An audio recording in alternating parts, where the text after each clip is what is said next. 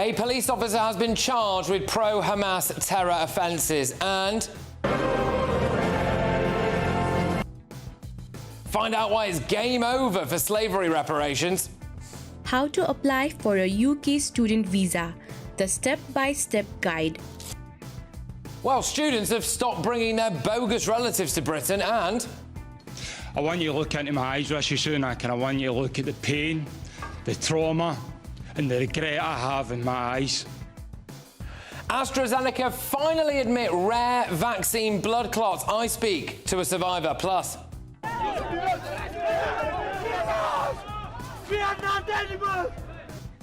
77% of solved rapes in Paris were committed by foreigners. How bad is the problem in Britain? And...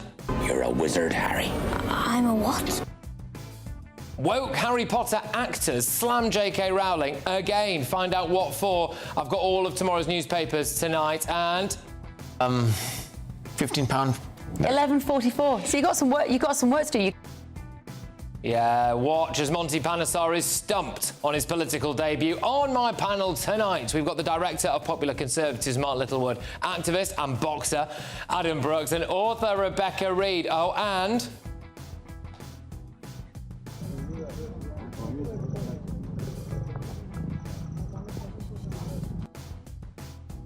Find out why that lion looks so guilty. That's on tonight. Get ready, Britain. Here we go.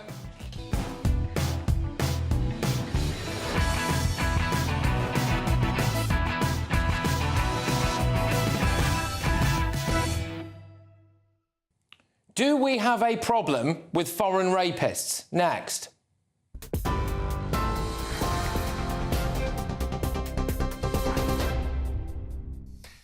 Good evening, I'm Ray Addison in the GB newsroom, and we start with some breaking news this evening. 36-year-old Marcus Aurelio Arduini Monzo has been charged with the murder of 14-year-old Daniel Anjurin following a sword attack in East London. Daniel was fatally injured as he walked to school on Tuesday morning.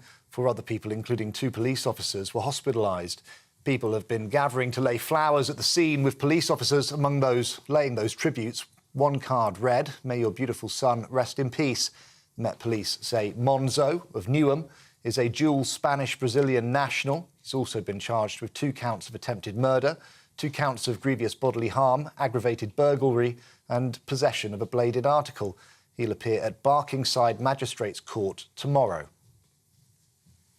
Police believe a piece of glass may have been used as a weapon during an incident at a school in Sheffield. A 17-year-old boy has been arrested for attempted murder after 3 people were hurt at the Burley Academy this morning. Police have praised the actions of school staff during what was a frightening ordeal. The government looks set to face more legal challenges over its Rwanda plan after detaining the first group of migrants to be deported. Both men and women have been taken into custody in a series of operations across the country. Officials won't confirm how many people have been detained or where they were taken. So far, the FDA trade union, which represents senior civil servants, is threatening legal action over the plan. Well, meanwhile, GB News can reveal that more than 1,700 small boat migrants have crossed the English Channel in just over a week. Early this morning, a boatload of around 70 people was taken to Dover Harbour by lifeboat. In total, around 400 people have been taken to the Border Force Migrant Processing Centre. Scotland's SNP government has survived a confidence vote at the Scottish Parliament. The leader of Scottish Labour, Anas Sarwar, tabled the motion after a power-sharing deal between the SNP and the Greens collapsed. The motion was defeated by 70 votes to 58. Meanwhile, 2 MSPs thought to be considering running to replace Scotland's First Minister have held private talks. John Swinney and Kate Forbes met at Holyrood yesterday. Both have received support from senior members of their party after Humza Yousaf announced that he was stepping down. The meeting has been described as informal, and both politicians are still weighing up their options. For the latest stories, sign up to GB News Alerts by scanning the QR code on your screen or go to gbnews.com/alerts. Back now to Patrick.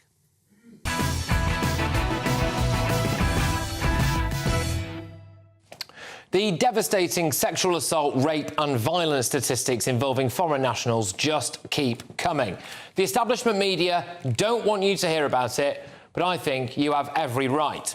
Oba Moyo has been sentenced to life in prison with a minimum term of 27 years for murdering a 35-year-old woman he was in a relationship with. The detail on this is shocking. He was, in fact, an illegal immigrant, denied asylum and on prison licence following release from a 14-year sentence for a serious assault on a previous partner. Why was he still able to slaughter a woman in the street in Britain, stabbing her to death after chasing her down the road? How many more Oba Moyos are there? Well, regular viewers and listeners of this show will know that the Ministry of Justice won't tell us. They've refused our Freedom of Information request and our offer to pay for that information, which is why we are pushing for a change to the law so that governments have to tell us how many foreign nationals commit horrendous offences in Britain. I am hoping that I'll have an update on that for you in the next couple of weeks. But this isn't just our problem. New figures from Paris show that 77% of solved rape cases last year were committed, apparently, by foreign nationals. The majority of these targeted tourist hotspots, as if they were looking for prey. In Denmark, the native Danes ranked 42nd on the list of violent crime convictions in their own country. Questions like this have been asked in the European Parliament for some time. Countries that have received large numbers of migrants, such as Germany, Sweden and the United Kingdom, are now seeing an increase in sexual crimes, including rape against white women and girls. Significantly, although the number of reports of such crimes is increasing, the number of convictions for them is falling. That question was asked in the EU Parliament. Well, the EU's response was this. It's quite shocking, actually. It focuses on promoting European values such as equality is a long-standing objective of the EU in its support to national integration policies. The EU Action Plan on Integration and Inclusion sets out a framework to strengthen and step up integration and inclusion policies across the EU. Look, Germany has had massive issues, as we all know. We all know back in 2016, around 1,200 women were attacked by around 2,000 mostly North African men in one night in Cologne. Will we ever know how many of those men, or men like them, have made their way to Britain? This isn't really about integration and inclusion, is it? This is about politicians letting the wrong people in and putting women and girls at risk, and then refusing to tell us the truth. How many more women have to be killed or sexually assaulted by men like Oba Moyo? We shouldn't have to get the law changed for them to tell us the truth. Let's get the thoughts of my panel this evening. I am joined by Mark Littlewood, the director of Popular Conservatives. I've also got activist and boxer Adam Brooks and author and commentator Rebecca Reed. Mark, I'll start with you on this. I saw that case today and I just thought, here we go again. You know, this guy, what on earth was he doing prowling the streets?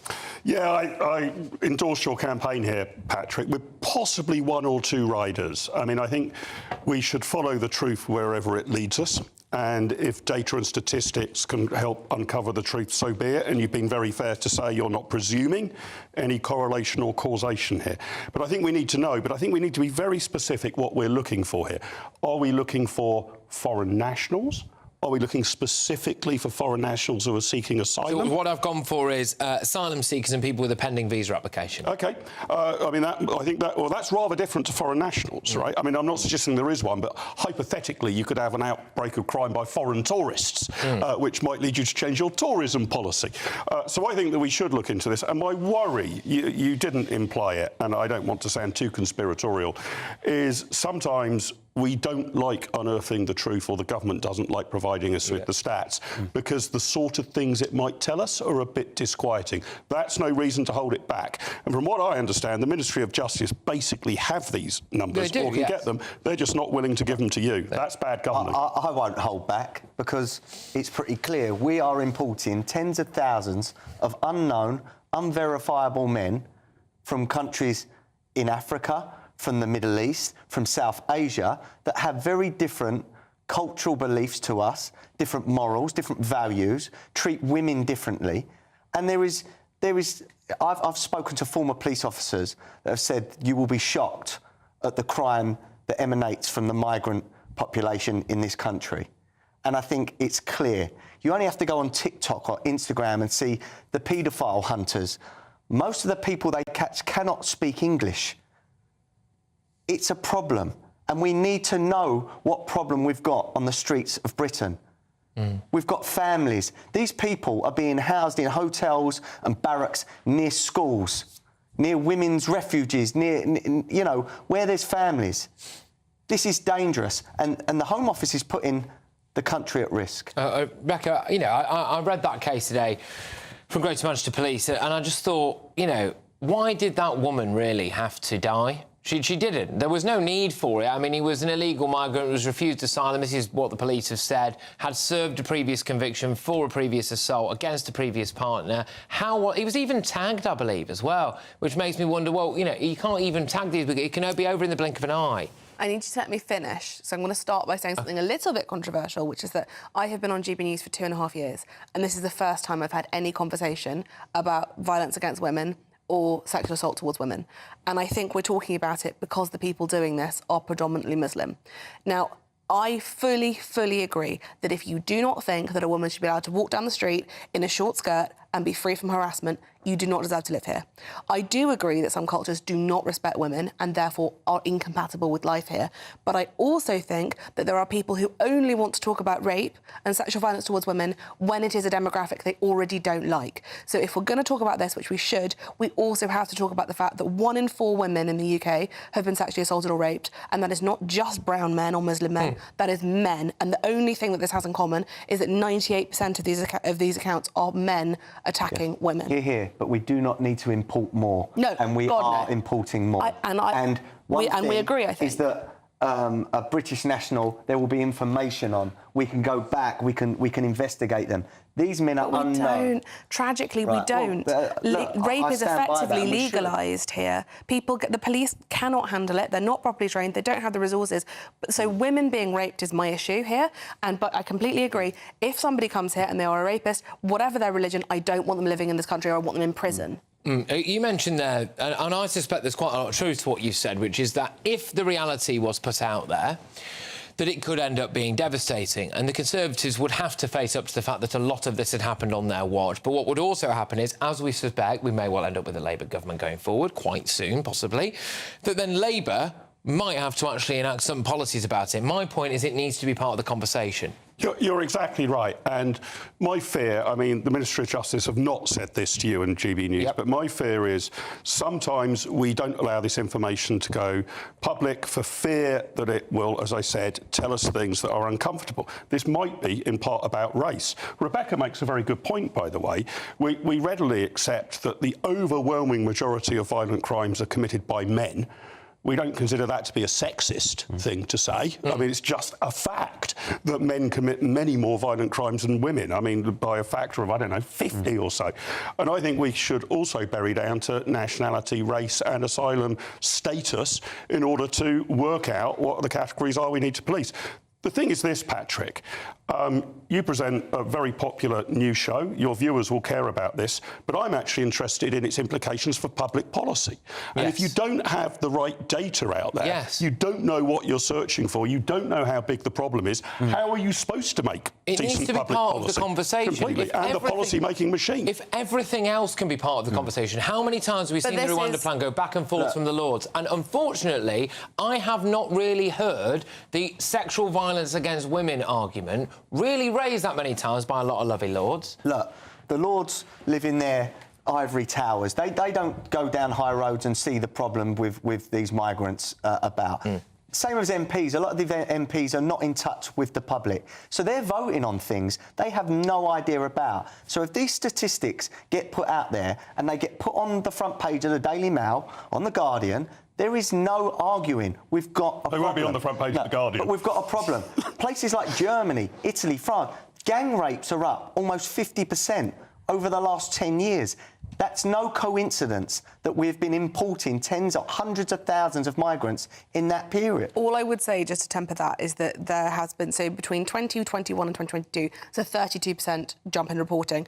That sounds terrible, but it's actually a triumph. It's the fact that the CPS had a target. It's the fact that outreach was done, that charities worked incredibly hard, the Me Too movement, and women supporting other women in reporting rapes. So an increased reporting rate is actually a really good thing. It's not just about immigrants, it's about a lot of other things. There is No, there absolutely is some truth to that because more people are reporting things, which implies that people feel more comfortable reporting things, which is a good thing, OK, then, yeah, you will see those things go up. But, Adam, you were having a look as well, I think, at some of the stats from Denmark, which... Denmark has got the most comprehensive migrant crime database or stats now. So non-European first-generation migrants are 279% more likely to commit murder, 464% more likely to commit rape, 220% more likely to commit assault. Now, these people are on our streets too. A lot of the people from Europe are now over here. We don't know where they are. Yeah. It's quite a complex data set. I mean, those statistics are incredibly arresting, Patrick, and without intruding too much into personal privacy, which the Danish do, I'd like us to have those sort of data sets. They really help policy. But you then need to cross-index things like you need to match that against poverty, for example. Generally speaking, it's just a fact of the matter. Those who generally tend to be poorer commit more violent crimes than those who tend to be richer. So you then need to cross-index race with poverty. Is it a racial phenomenon, or is it just that people of this particular demographic tend to be poorer? You've got to do all of those crosstabs. You might be looking for particular nationalities as well. Is this a bigger problem with people from country X than country Y? Or are we grouping all asylum seekers together? Or can we actually hone in on a particular territory that seems to be particularly problematic? And then you might want to have a separate policy. For instance, so go for it, but it's going to be one hell of a complicated spreadsheet. Yeah, I mean, female asylum seekers, for instance, are not committing crimes like this. Yep. So perhaps we say yes to women and kids and not to men. We have the Absolutely. conversation. I also think it's important that we should have more of the demographics of the victims as well, because if it is the case that the vast majority of the victims are white women or women who are native to that particular European country or Britain, I would also argue that that is, again, another reason why we should be having that influencing policy. I don't think that who is being raped should matter. No, anybody who is assaulting anybody shouldn't live here or should be in prison. I want to be very clear on that, but I also want to say that that would lend a strength to the argument that women who are already in this country would be put more at risk by people coming. Yeah, absolutely, including asylum seekers, including women who are born here. Though. Yeah. Once the data came out, it was unarguable that there was a problem, and you can't hide it. But the left has to talk about it, and I fully acknowledge that the left has to be able to have the conversation. Otherwise, you are sacrificing women. All right, guys, good start. Thank you very much. Difficult subject matter, but I do think it's important to address. Coming up, can you guess what happens next after this clip?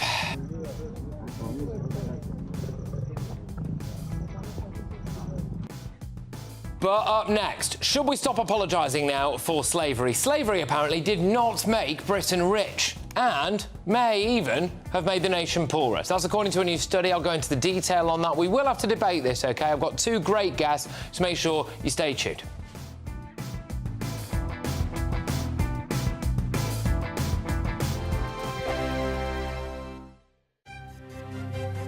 GB News Breakfast, every day from 6 a.m. Do you mind if I ask you a little bit about Sebastian? It really amazes me how a mother who can lose a child in such a shocking and unexpected way, so little, so precious, can then turn that grief into something so positive. How did you find the strength to get up, get a camera crew, as you say, travel to the other side of the world and investigate all of this?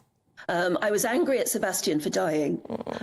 You know, you feel like saying, God, 32 years later, and I can still get very, very upset about it. I was angry that something that while he was born and lived with me and slept and then died, they were actively campaigning in New Zealand to try and stop this happening because they had a very high cot death rate there. They had the lady, the Anne Diamond, if you like, of New Zealand, a television presenter called Judy Bailey, went on telly every night and said, if you're just about to put your baby down to sleep, put him on his or her back, not the tummy, and this will help. And their cot death rate plummeted. And I went out to New Zealand and met her, and it was anger that drove me to come back and demand that we have the same advert here, the same campaign. And of course, I got all this complete nonsense from the Department of Health saying, you know, oh, young mothers do not watch television, I was told. In other words, while New Zealand mums were being told how to save their babies' lives. We actively denied British mums that advice during the time that Sebastian and others were dying. And the other point, I suppose, to make is it's helpful to educate all generations, because when I had my babies, my mum would say, oh, he's not settling, just stick him on his tummy, he'll be much happier. That's what we did with you. And we had to say, well, things have changed, and, you know, but it's about educating everybody, because it's not just the mums that get their hands on the babies. Are the newspapers getting you down? My wife didn't divorce me that month. Struggling to separate the wheat from the chaff? I know that it's a bit of a circus at the best of times.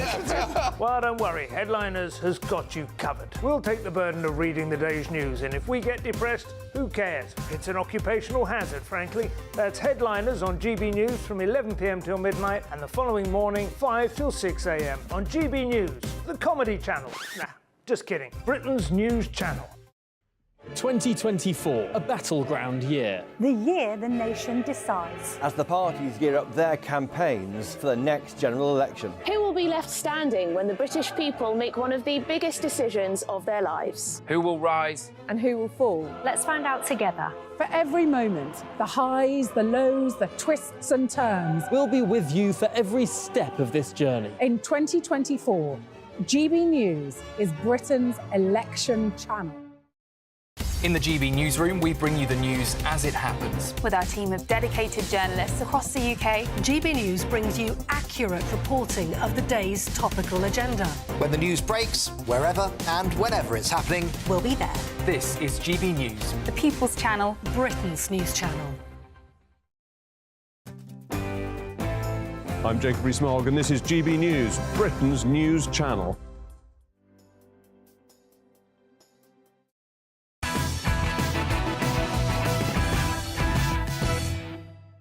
All right, welcome back to Patrick Christys tonight on GB News, and it's time now for our head-to-head.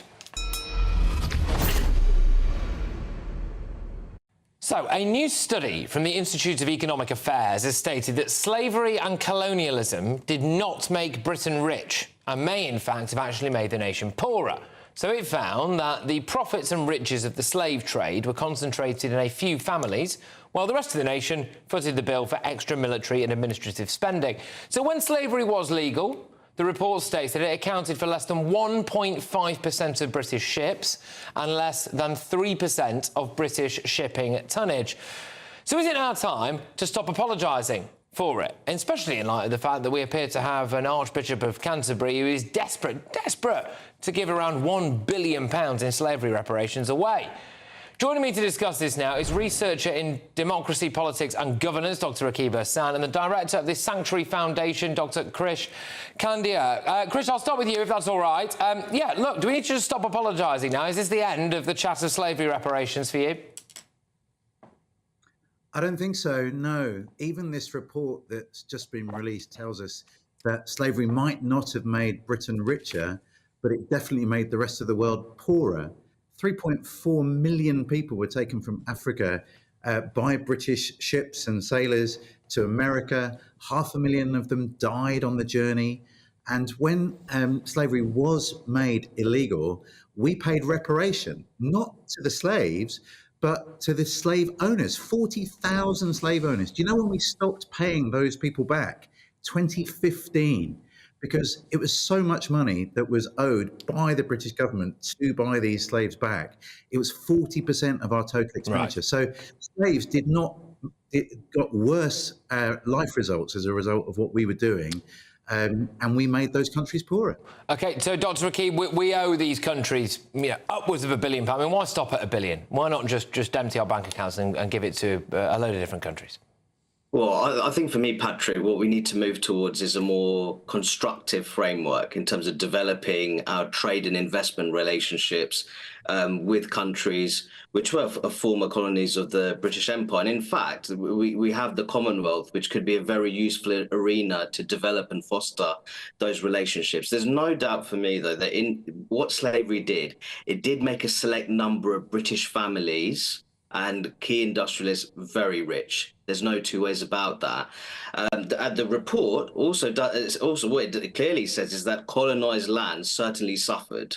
There's no two ways about that. So it says it's more of a sort of a negative sum game It questions the benefits for those European colonial powers, but it says that for the colonized lands, this was not beneficial at all, which in a way, it does shatter those myths. For example, people say that India is in such a strong position because of the investment of the British railways and all the rest of it, which I think has been somewhat exaggerated. But I think we need to move forward in terms of how do we have a more constructive framework and how do we help countries which are aspirational and on that path towards development, how we can play a positive part in that. But Dr. Christys, you know, it also made a lot of black people and a lot of Muslim people very rich as well. The people who were at source involved in the slave trade. So shouldn't the reparations just come from them? Why am I paying?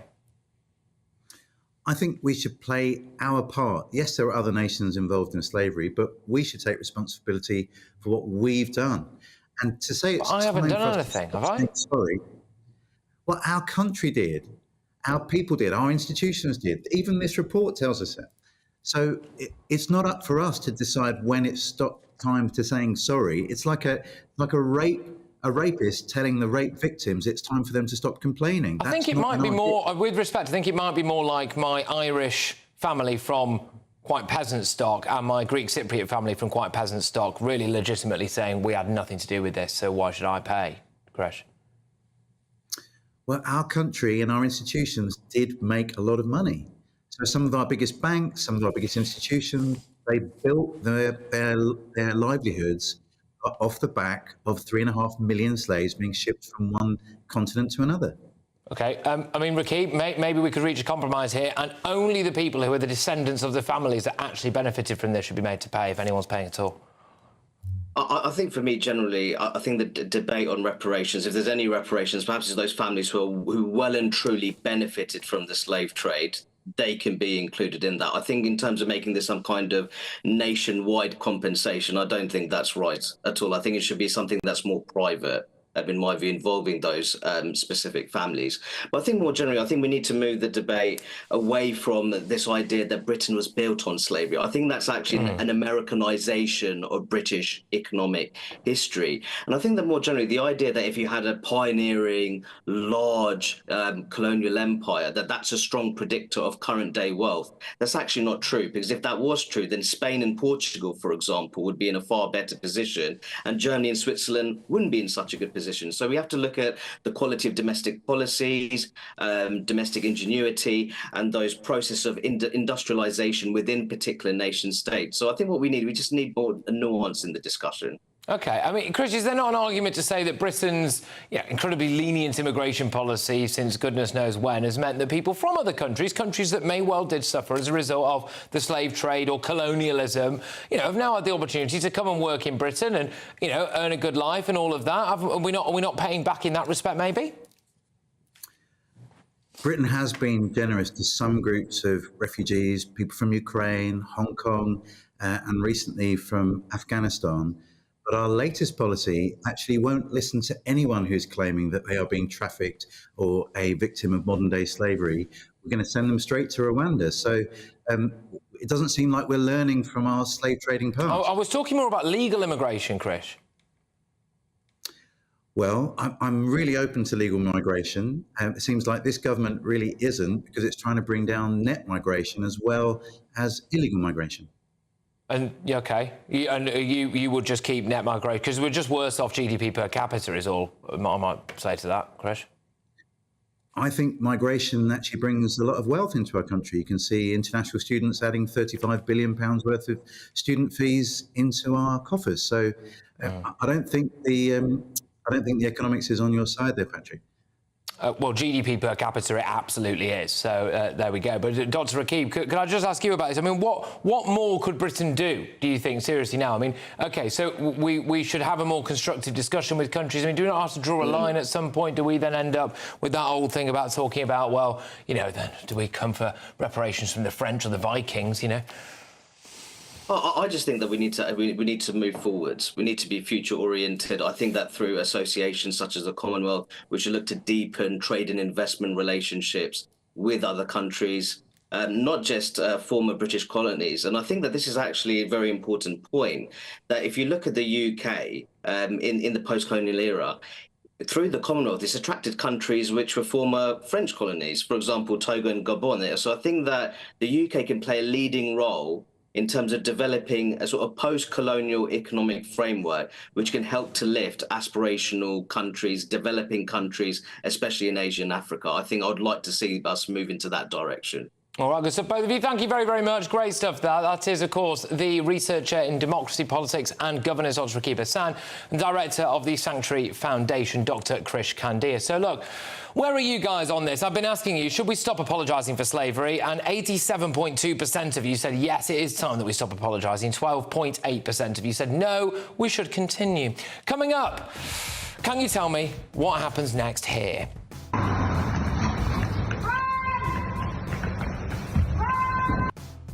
But first, it looks like the Tories' Rwanda plan might work after all. Have they spiked reform's guns? Plus, would you vote for this man?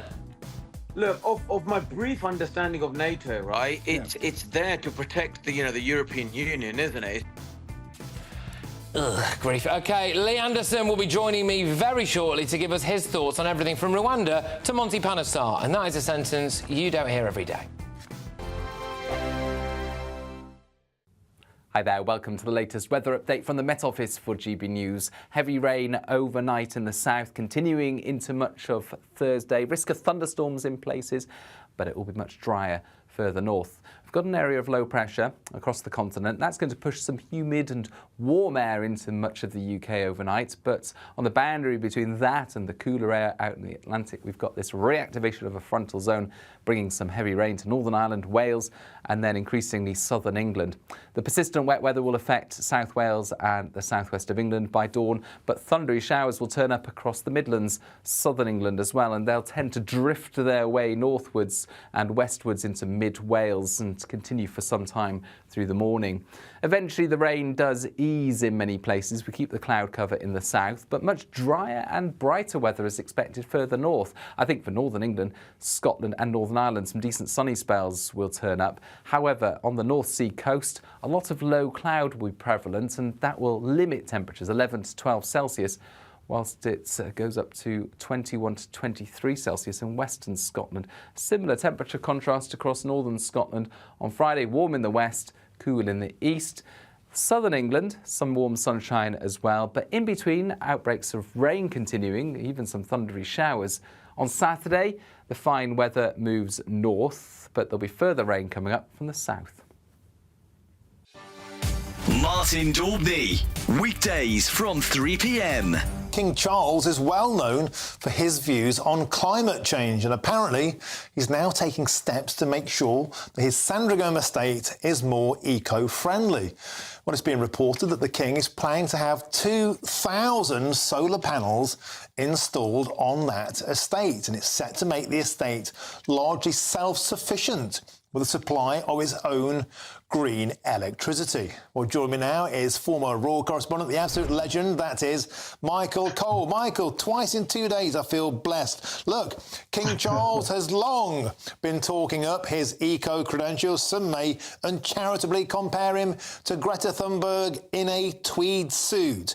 It's one thing, however, to be self-sufficient in energy, but got to be said, solar panel farms, they're hardly eco-friendly, are they? They destroy environments. What's your take? I certainly agree with that. The King has indeed, as you say, Martin, and good afternoon to you, applied for planning permission.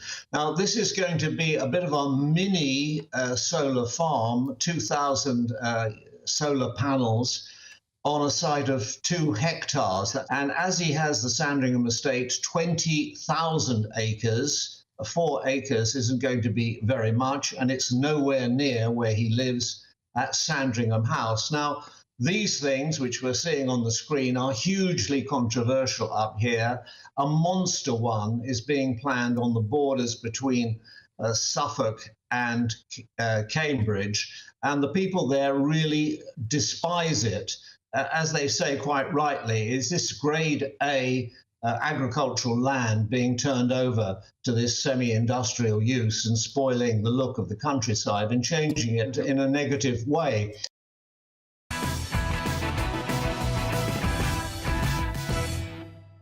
All right, welcome back to Patrick Christys Tonight. Now, is the Rwanda plan actually working for the Tories? The Home Office said today that the first migrants identified for deportation had been detained. So we're actually looking at footage here, if you are watching us on the TV or online, being detained in preparation for flights to the East African nation. It comes after months of speculation as to whether Rishi Sunak's plan would ever get off the ground.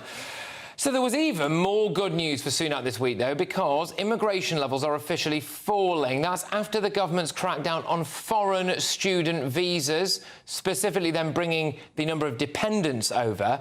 Well, they have now actually fallen by 80%. That's according to Home Office stats, which is actually genuinely a win, because before people could take the absolute mick, couldn't they? They come over for a Mickey Mouse University degree and bring 4 of your relatives over. But does the fact that the only migrant to have actually reached Rwanda so far went because the government paid him $3,000 somewhat undermine Rishi Sunak's success? Joining me now is the Reform UK MP for Ashfield. It's Lee Anderson. Right, Lee, thank you very, very much. I will start with the Rwanda thing here. I mean, the Irish think it's a deterrent. Some of the migrants interviewed by a couple of news channels really regret coming here because of the threat of Rwanda, and we have actually sent one bloke there. It's working now. Well, I mean, it's nonsense, Patrick, as you well know. I mean, when we was drafting the Rwanda bill, nobody mentioned the Irish deterrent. Nobody mentioned the fact that once it was made an act of Parliament, that these illegal migrants would be scarpering over the border to the Republic of Ireland. So that's just absolute nonsense. It's one person, Patrick, that's gone to Rwanda. Bearing in mind, in that time, we've spent, billions on accommodation and legal fees for illegal migrants.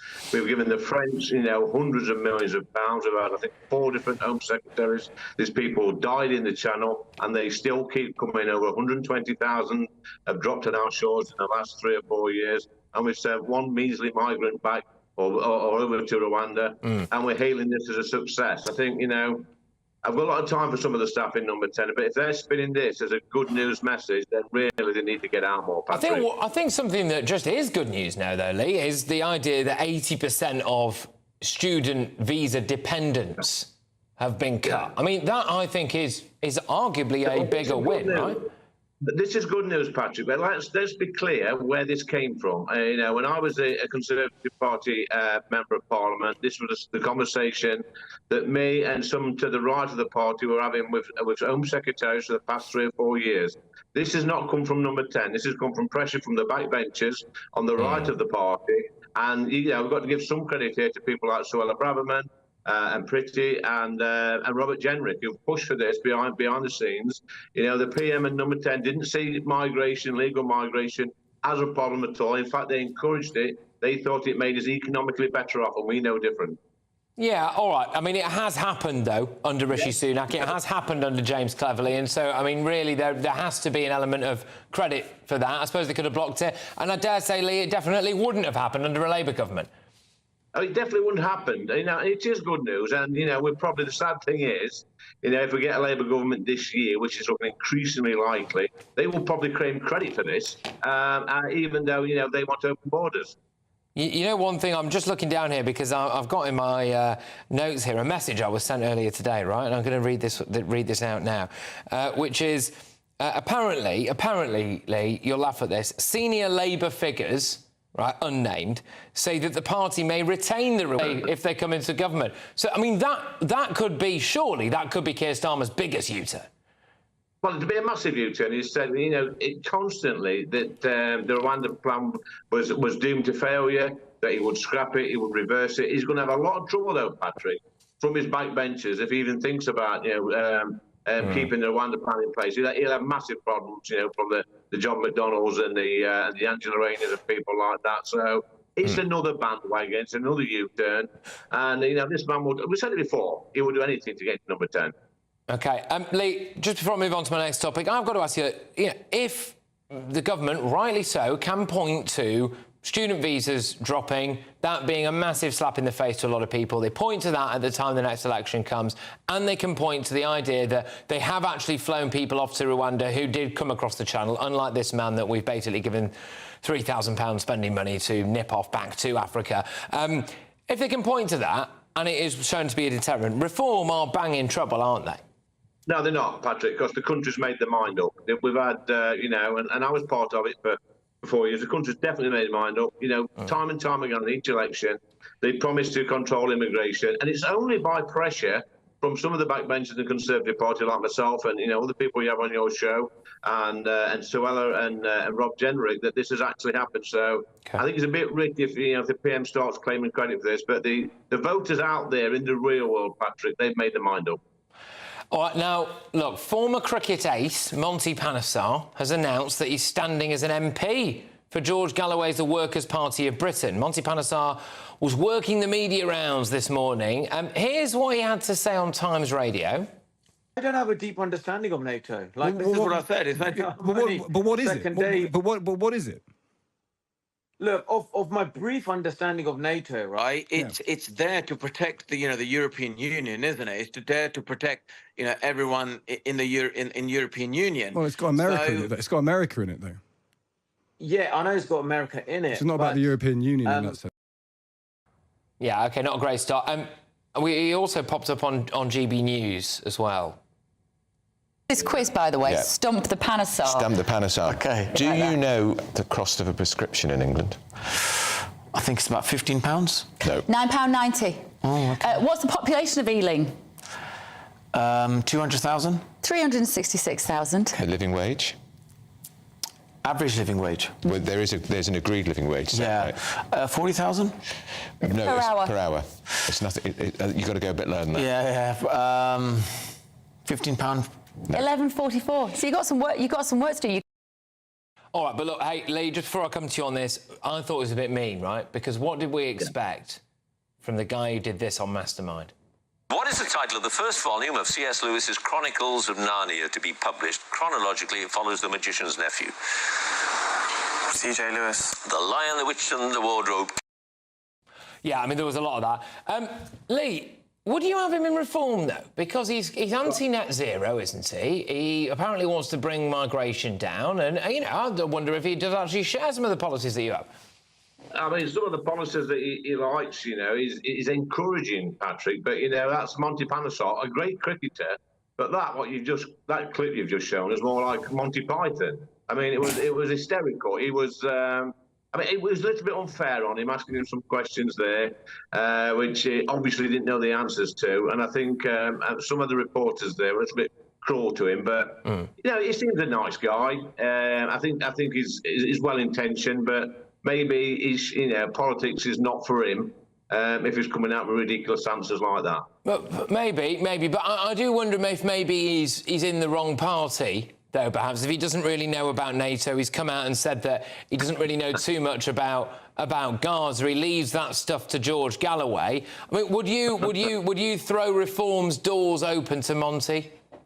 I think we'd have to have a long chat before that happened. But we are a broad church, but you've got to know your onions in this game. You've got to know a little bit about everything. You've got to be a jack of all trades when you're involved in politics. Though it's probably a little bit naive of him. He probably needs to go away and do his own work. I'm sure if he did the work, put the hard yards in there, and he's a decent guy, and he'd be okay. But he needs to just be careful, doing the media rounds when he's not clued up. I mean, there is the reason why I'm asking you this, as I'm sure you've clocked onto right now, is because you did put a tweet out. Welcome to the Reform Party, Monty. Loving your policies. Having said that, I mean, now we've obviously just shown you, some of Monty's greatest hits, as it were. You maybe want to reverse on that. How much of a threat do you think George Galloway is now? He's got people like Monty standing behind him. All right, how much of a threat is he? Let me tell you about George Galloway, who I get on with reasonably well in the House. He not just a threat to political parties, Patrick. He's a threat to this country. I sometimes have the misfortune to sit between him and Mr. Corbyn, and I think, my word, what have I done here? Being sat with these people, for me, in my humble opinion, are dangerous. George, bless his soul, he campaigned when he won the Rochdale by-election. I don't think he ever mentioned Rochdale once. All he campaigned on was a Gaza ticket. He's not interested in the people of Rochdale. He's interested in his own political ideology, which at the moment is Gaza, Gaza, Gaza. Yeah, very finally with you, Lee. What does go through your mind when you see yourself sitting between Jeremy Corbyn and George Galloway? I wish I was back down the pit on a 12-hour shift. Lee Anderson there. Thank you very, very much. Take care, Lee. I'll see you in a bit. That is Lee Anderson there, the Reform MP for Ashfield. Right, coming up, can you guess what happens next in this clip?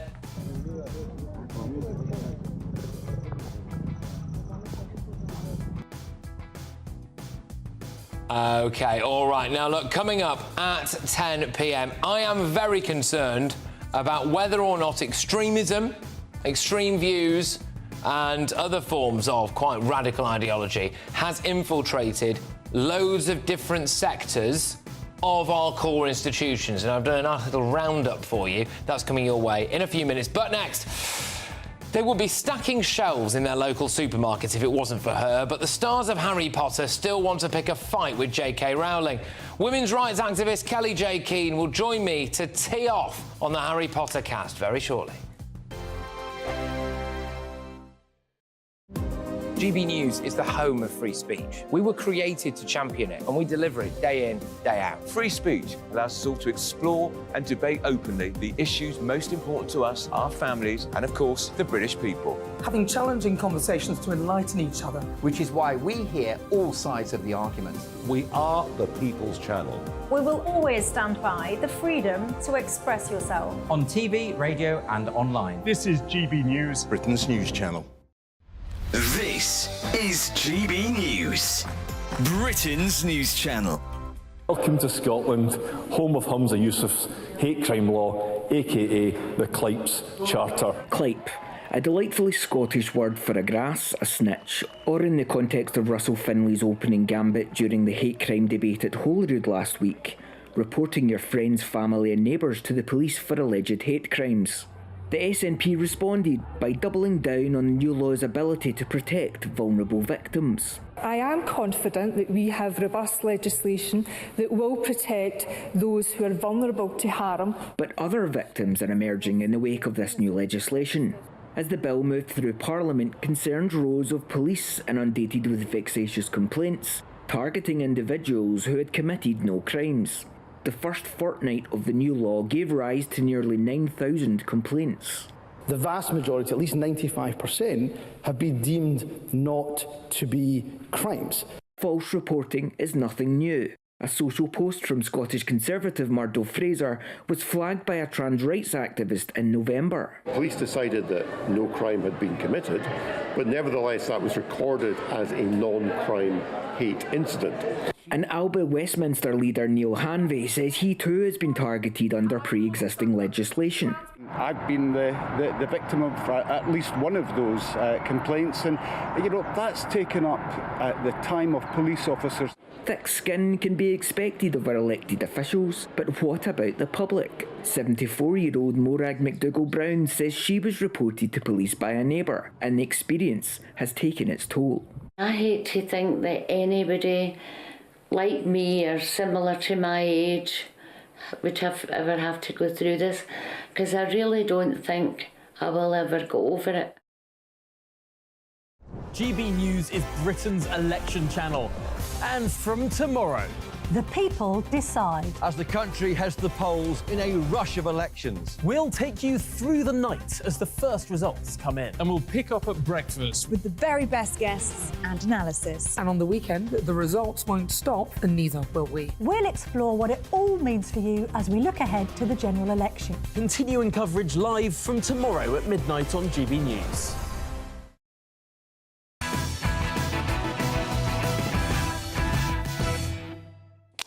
All right, welcome back to Patrick Christys Tonight. As the cast review proved, author J.K. Rowling has been right on, well, pretty much everything when it comes to the gender ideology debate. However, the previously unknown actors who she turned into multi-millionaires are unrepentant for slagging her off when she did not embrace their woke agenda. Harry Potter himself, Daniel Radcliffe, says he won't be apologising, OK, to detransitioners harmed by being given puberty blockers, and that he does not owe Rowling the things he truly believes. He does not owe an apology to her because he truly believes in the things that he said.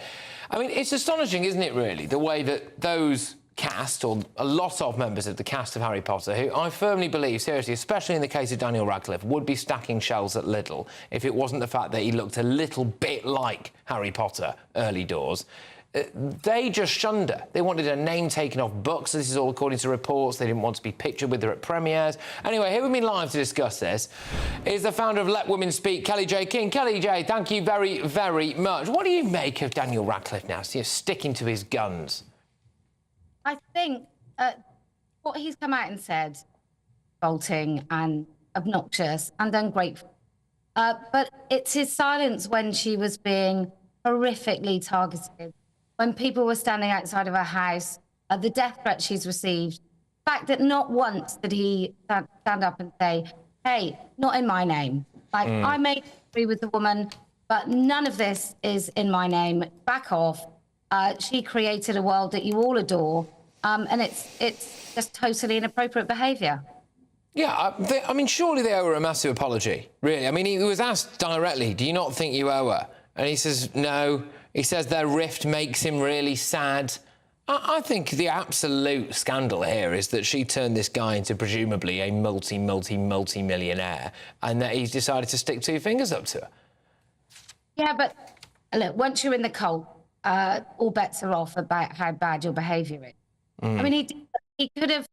He's totally wrong, right? He's totally wrong. He's endorsed and promoted the harm to vulnerable teenagers and young people. So he's so totally wrong. It's going to be very, very delicious to watch him find out just how wrong he is. Do you think that actually we will get to a point where lovey celebrities really do genuinely understand that they've backed the wrong horse when it comes to this? Yeah, I do. Look, I think the whole landscape of films and Hollywood is changing dramatically anyway. So I think COVID certainly did serious damage where we all saw behind the curtain. I think all of them will eventually get to a place where they'll pretend that they never said anything that they said and they didn't support any of this. But it'll be nice to watch Daniel Radcliffe's firm. But like I said, I think the greatest harm is the fact that he had the power over the people that turned on her. He had the power to say, please stop it. And he chose not to. I think that's actually the really salient point in all of this, which is it's one thing. Let's say, I mean, I very much doubt he'd thought that deeply into it, like a lot of these people. I think if they had done, they possibly wouldn't have come out and said some of the things they'd said. But, you know, it's one thing just sitting there and just towing the old woke Hollywood line. It's another thing watching the woman who really is responsible for the only reason anyone knows who you are, facing death threats, facing people outside her house, facing all of this vile, vile, vile stuff, and not saying, look, you can disagree with her if you want to, but do you mind not threatening to kill her? And there wasn't any of that. I imagine she's probably a bit jaded by all this. Yeah, none of them did it, did they? None of the talentless actors did it. Not one single one of them for a moment. Look, I have made numerous enemies by speaking the truth, but there is not one of them that if everybody came for them in the mass sort of grotesque way that they did J.K. Rowling, that I wouldn't have spoken up and said, look, if you're doing this on my behalf, you need to stop it right now. Yeah. Yeah, it is absolutely astonishing, really, when I think about the kind of level of silence. And it's funny, isn't it? Because they usually say things like silence is violence when it comes to not being a trans ally or all of that stuff. But silence certainly wasn't violence when it came to actually stopping or speaking out against genuine violence. And, I mean, how do you think J.K. Rowling actually feels about all this? Because do you think she actually wants or needs an apology? Or is she just content in the realm of being correct now? I truly hope that she doesn't care at all. I have no idea, but I hope she really, really doesn't care. I think that the funny thing is with Daniel Radcliffe's position is because he's so kind and he's so humane, except when it comes to Rowling. You know, he's just so accepting and inclusive and kind and wonderful, which is why he's so sad about how she feels about this.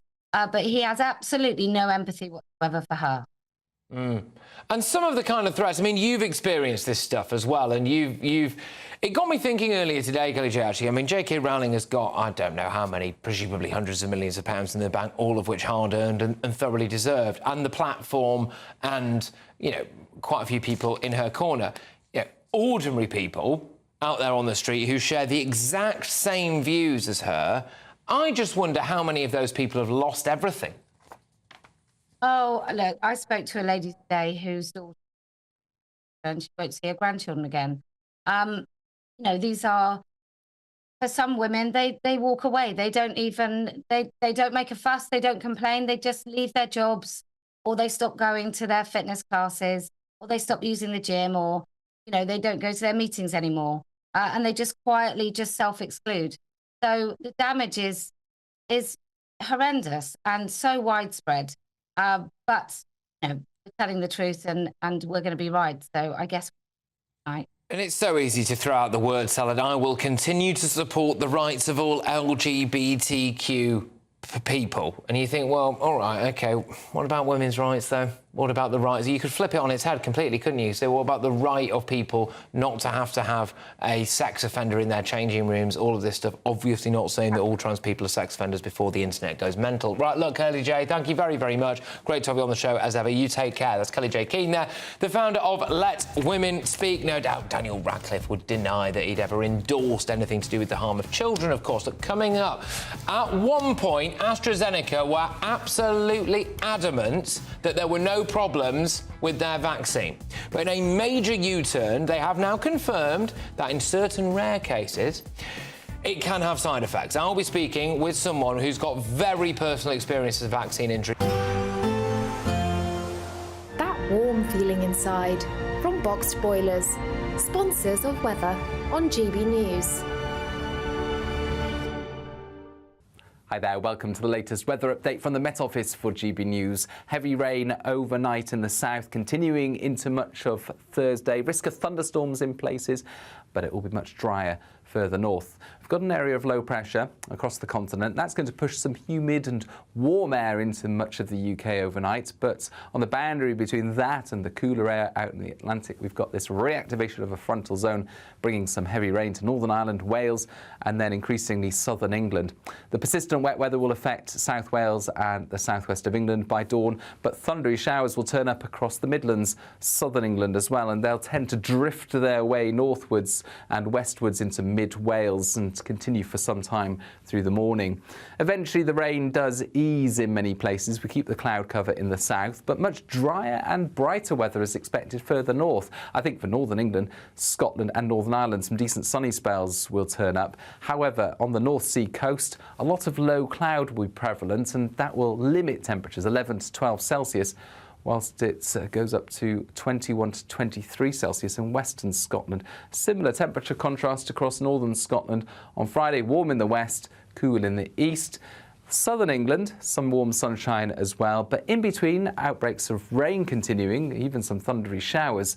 On Saturday, the fine weather moves north, but there'll be further rain coming up from the south. Looks like things are heating up. Boxed Boilers, sponsors of weather on GB News.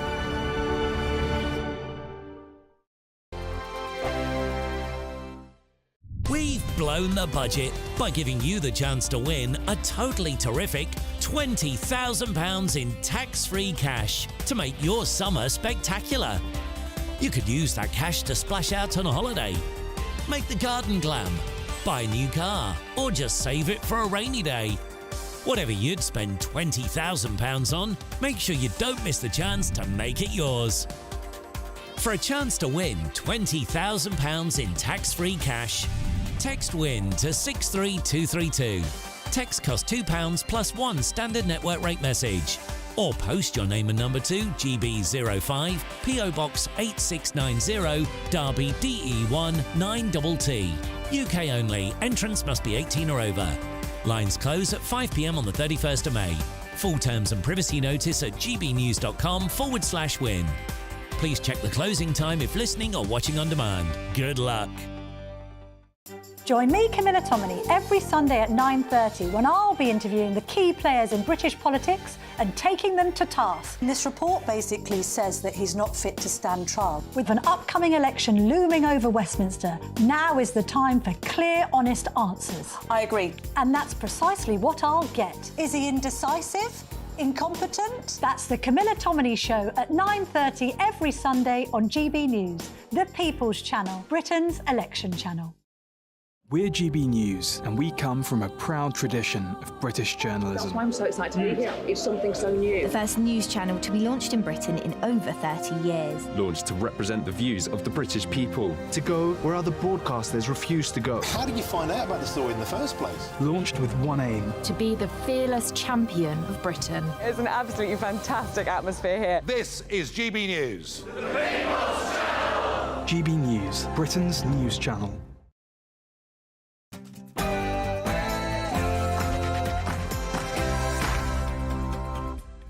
It's 10 p.m. I'm Patrick Christys. Tonight.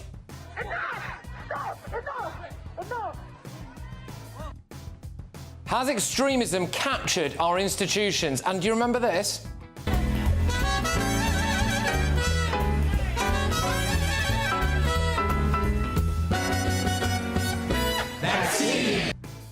Yeah, and then this happened.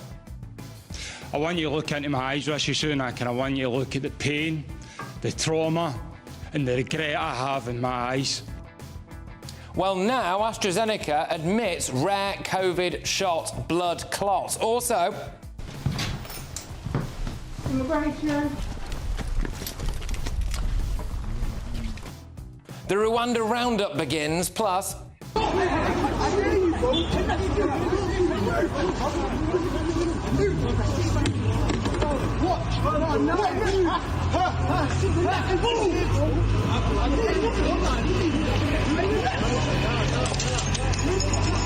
yeah, knives are now everywhere in Britain. We need knives off the streets. On my panel tonight is the Director of Popular Conservatives, Mark Littlewood, activist and boxer Adam Brooks, and author Rebecca Reid. Oh yeah, and look, what led up to this?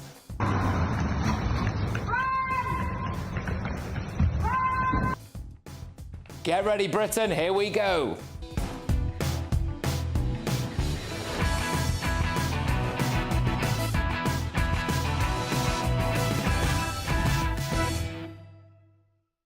Have terrorists captured our institutions? Next.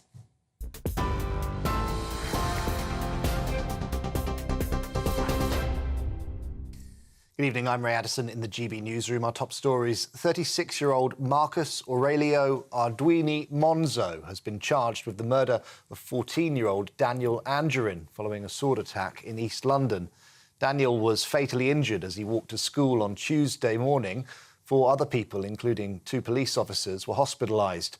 People have been gathering to lay flowers at the scene, with police officers among those laying tributes. One card read, "May your beautiful son rest in peace." Met Police say Monzo of Newham is a dual Spanish-Brazilian national. He's also been charged with 2 counts of attempted murder, 2 counts of grievous bodily harm, aggravated burglary and possession of a bladed article. He'll appear at Barkingside Magistrates Court tomorrow. Well, police believe a piece of glass may have been used as a weapon during an incident at a school in Sheffield. A 17-year-old boy has been arrested for attempted murder after 3 people were hurt at the Burley Academy this morning. Police have praised the actions of school staff during what they described as a frightening ordeal. The government looks set to face more legal challenges over its Rwanda plan after detaining the first group of migrants to be deported. Both men and women have been taken into custody in a series of operations across the country.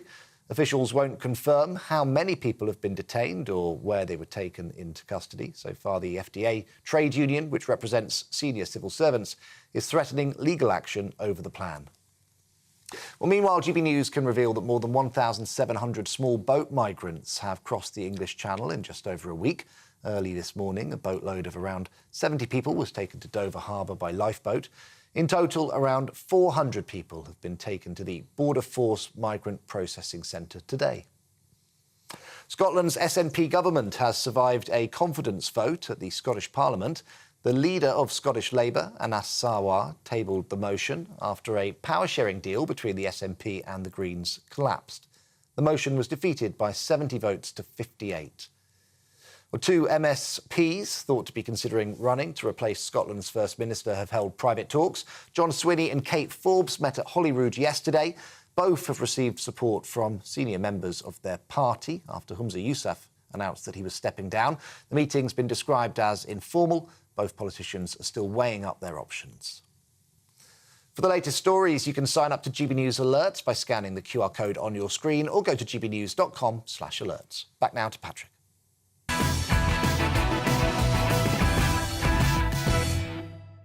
Welcome along. Do our nation's institutions have a problem with extremism? There are continuing seriously worrying issues here, and I have been busy preparing a little collection. So the NHS, for example, a former leader of banned terror group Hizb ut-Tahrir chaired the Islamic terror organisation's meetings whilst working as a GP in Harrow. There was outrage after a Muslim chaplain went off to meet the Taliban, wasn't there? In Manchester, a hospital trust faced allegations that pro-Palestine nurses denied correct care to a 9-year-old Jewish boy. Shall we move on to education now, shall we? The head of the National Education Union, Daniel Kebede, was accused of whipping up violence after he reportedly called for a global intifada at a pro-Palestine rally. In 2022, a primary school teacher who gave money to Islamist terrorists was banned from the classroom. It emerged that she actually believed that violent jihad was the correct interpretation of Islamic teaching, but lied about her actions and beliefs. The civil service now, shall we? The civil service Muslim network was suspended pending an investigation after reports that it had hosted events during which speakers had encouraged officials to lobby colleagues to change the government's policy on the conflict in Gaza. They reportedly told colleagues Israel was evil. The civil servant here from the Department for Work and Pensions was on the stump at a George Galloway rally. He's the head of diversity and inclusion, apparently. Classic. And to cap it all off, on Monday, GB News revealed leaked messages from staff at the BBC, which appeared to show a Jewish member of staff begging pro-Palestine colleagues to be mindful of the fact that Hamas did actually kill and rape people. What does that imply? Anybody? Has the media, our state broadcaster, now actually been captured too? There are serious questions about whether key institutions in Britain, from our health sector, education sector, civil service and the media, have been infiltrated by some incredibly dodgy characters. Let's get the thoughts of my panel tonight. I am joined by Mark Littlewood, who is the director of the Popular Conservatives. I've also got Adam Brooks, of course, a businessman, activist, boxer, and author and broadcaster Rebecca Reid. Mark, I'll start with you. Everywhere you look around the core institutions, it does appear as though there are elements of them that I would regard as being a bit nefarious. No, I think that's fair, and you've given a good roll call there of a number of very worrying cases. We need to distinguish between, I think, different types of profession. I'm very worried about police officers, for example, siding with one side over the other. Trade union leaders, well, might disapprove of their politics, but they're not obviously public servants. But I'm not so sure the problem, Patrick, is infiltration or indeed extremism. I think it's tolerance of extremism. If you're a civil servant at a political rally, you need to lose your job like that, straight out the door. And once you do a few of these things, the deterrent effect, pour encourage les autres, as the French say, I think would be pretty high. So when you find it, it needs to be case closed, job gone, career over. I mean, you don't tend to see stories about this, about members of the rampant far right having infiltrated the NHS, the education system and the civil service. Let me tell you, if that guy was called Steve and his WhatsApp messages were supporting the far right, then that headline would be all over the media that the far right, you know, is on the rise and we've got a huge problem.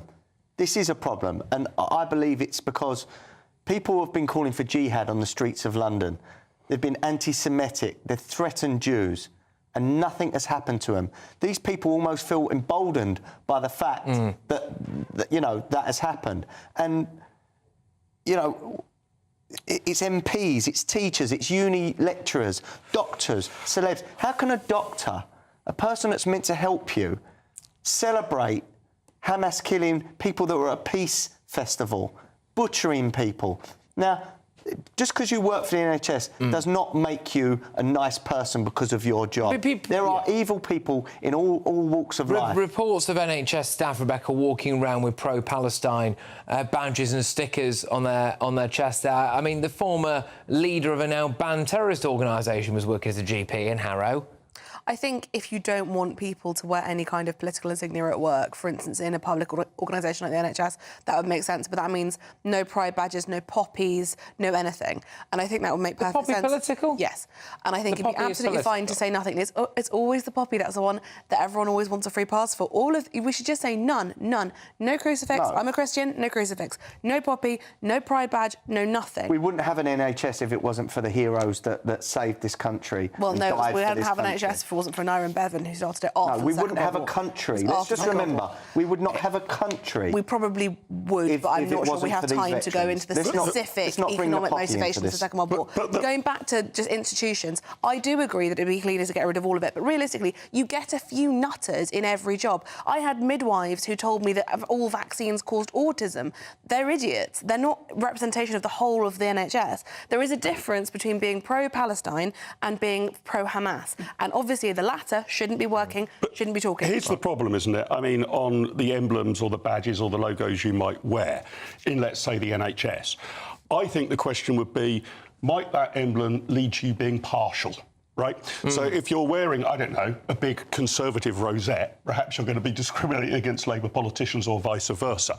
If you're wearing some pro-Palestinian thing, it might be considered that you're signalling... We've seen that. I'm not quite sure why wearing a poppy would indicate that the treatment you would dispense would be different to different... Because it means you're being treated by somebody who has an allegiance in a specific way. Yeah, but it's not... I can't work out... Hang on, Rebecca. I can't work out what cohort of patients might be treated differently in virtue of you wearing a poppy. So to my mind, does it show partiality that is inappropriate to your job, right? Now, for politicians, you mentioned that, and quite rightly, there's a lot of MPs who, in my view, have pretty intolerable views, like George Galloway. But kind of fair enough. He's elected to have views. He can express whatever he wants.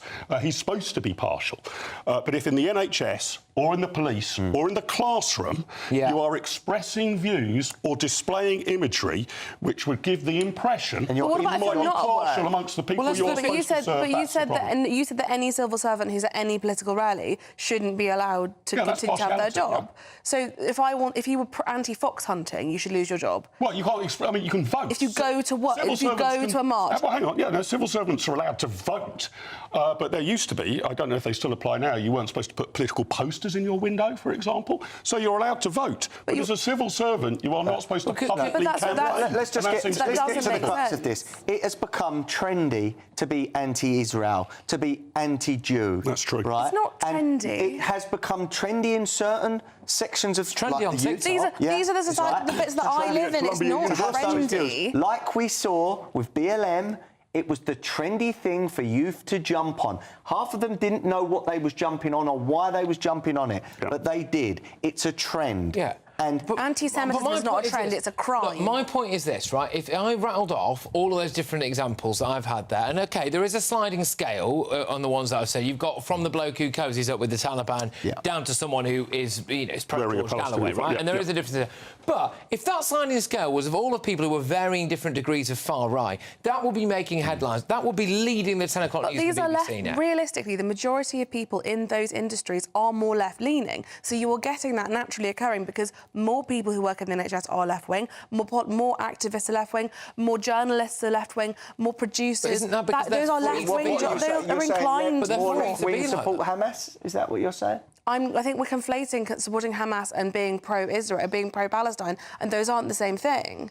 But Hamas is a terrorist organisation. Absolutely. No sane person is supporting Hamas. Again, the issue goes to, are you showing partiality?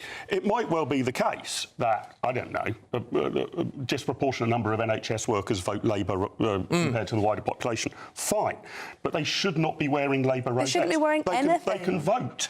Of course they can vote. That's the problem, isn't it? Whether your partiality is public. It's not that we're not you shouldn't be wearing any of them. You shouldn't be wearing a Help the Heroes wristband, and you shouldn't be wearing a crucifix. Whether it's partiality. Okay. If you're wearing a Help the Heroes wristband, does that mean you're not going to treat I think it's just the ones that you like that you're saying wouldn't inform people's behaviours. I don't mind if you're wearing, say, the USA flag. I don't think that means you're going to treat Americans more than other cohorts. Are you going to be biased? You do not need to wear any insignia at work. A police officer that is meant to protect us, to protect the public, is siding with a terrorist organisation. Yeah, and in 2023, 1,500 That's an active MPs... case, so we'll leave it there, but yeah. Possibly. If 1,500 members of the police had an accusation of domestic violence or abuse against them...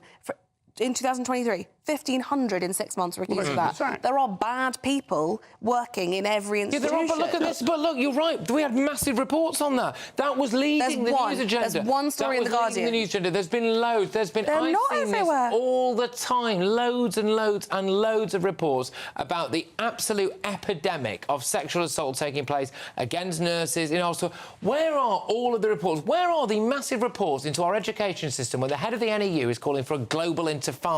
If the head of the NEU had come out and been pictured at a rally that was turn the boats back in the Channel now and had said something fruity about Channel migrants, that guy's face would have been plastered all over the BBC. But we need to make both of those unacceptable, Patrick. That's my point, right? So I agree with you. There is a preponderancy for these to be progressive left, occasionally extremist causes, but generally progressive left causes. It just needs to be stamped out. It is not OK for a senior civil servant to be seen publicly at a political rally. It is not OK. They can vote for George Galloway, but they can't actively support him in public. I think it speaks to the attitude of certain organisations that people who work within them think it's OK, presumably, to tell their colleagues that you're just nipping off to Afghanistan to go and meet the Taliban. I think that, to me, implies that there is a certain kind of mindset there where that is acceptable. Well, it's still to come tonight. Yes, that's right. A little bit of feline fun was caught on camera during a safari.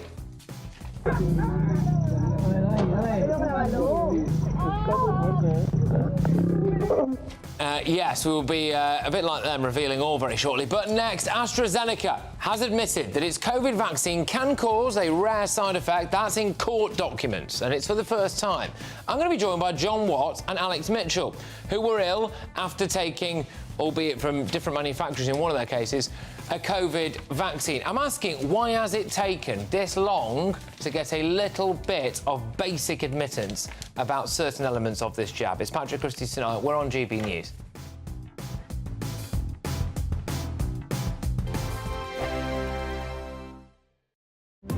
GB News is the home of free speech. We were created to champion it, and we deliver it day in, day out. Free speech allows us all to explore and debate openly the issues most important to us, our families, and of course, the British people. Having challenging conversations to enlighten each other. Which is why we hear all sides of the argument. We are the People's Channel. We will always stand by the freedom to express yourself. On TV, radio and online. This is GB News, Britain's news channel.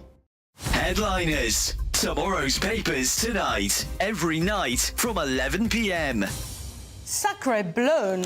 French police used knives to sink asylum seekers' boats in Dunkirk before an army of migrants then go on to overpower tear gas cops and ride on another dinghy to the UK. So this is very dramatic. So the French authorities have been accused in the past of being too soft on migrants. They haven't done enough to stop the boats. On Tuesday, we had the deaths of 5 migrants, including a young girl. Really awful scenes where one group of migrants kind of boarded another group's boat and people were just killed in the crush. So they're now taking this very sort of action man, Bear Grylls kind of thing. They're wading into the surf with a great big knife and just slashing the dinghies, which does seem kind of obvious, doesn't it? It seems like a good move. Apparently, up to now, they haven't wanted to get involved. They haven't wanted to have violence with the migrants. But this is their new plan. British taxpayers have been paying them hundreds of millions of pounds or euros to deal with this, and now finally they're able to deal with this, obviously on the back of an incredible tragedy. This tragedy can be utilised by both sides in terms of, like, however they want to use it. We need to open up more the borders or ensure that there's safety here, and then other people say, let's prevent this from happening by stopping them getting in the water in the first place. So everybody's going to use it, but taking your point, Nick, and maybe moving to the question, Cressida, do you think that people are, and when I say people, I don't mean just GB News audience or people on the right, or just across the spectrum, are coming to appreciate that this is a real issue that has to be grappled with in a mature fashion, which starts with conversation without accusations of you being racist? Well, maybe, but I think most people have known that for a long time. I mean, the reason Rishi put it in his pledges was because people knew it was a big deal and then just continued not to address it. I'm Michelle Dewberry, and I'm not here to tell you what to think. I'd much rather hear what you have to say. So send in your opinions to gbviews@gbnews.com. Keep them clean, and you never know, I might read them out. With my panel here on Jubes & Co, we debate, we get stuck into the issues of the day on a show where all views are welcome, especially yours. GB News, the People's Channel, Britain's news channel. 2024, a battleground year. The year the nation decides. As the parties gear up their campaigns for the next general election. Who will be left standing when the British people make one of the biggest decisions of their lives? Who will rise? And who will fall? Let's find out together. For every moment, the highs, the lows, the twists and turns. We'll be with you for every step of this journey. In 2024, GB News is Britain's election channel.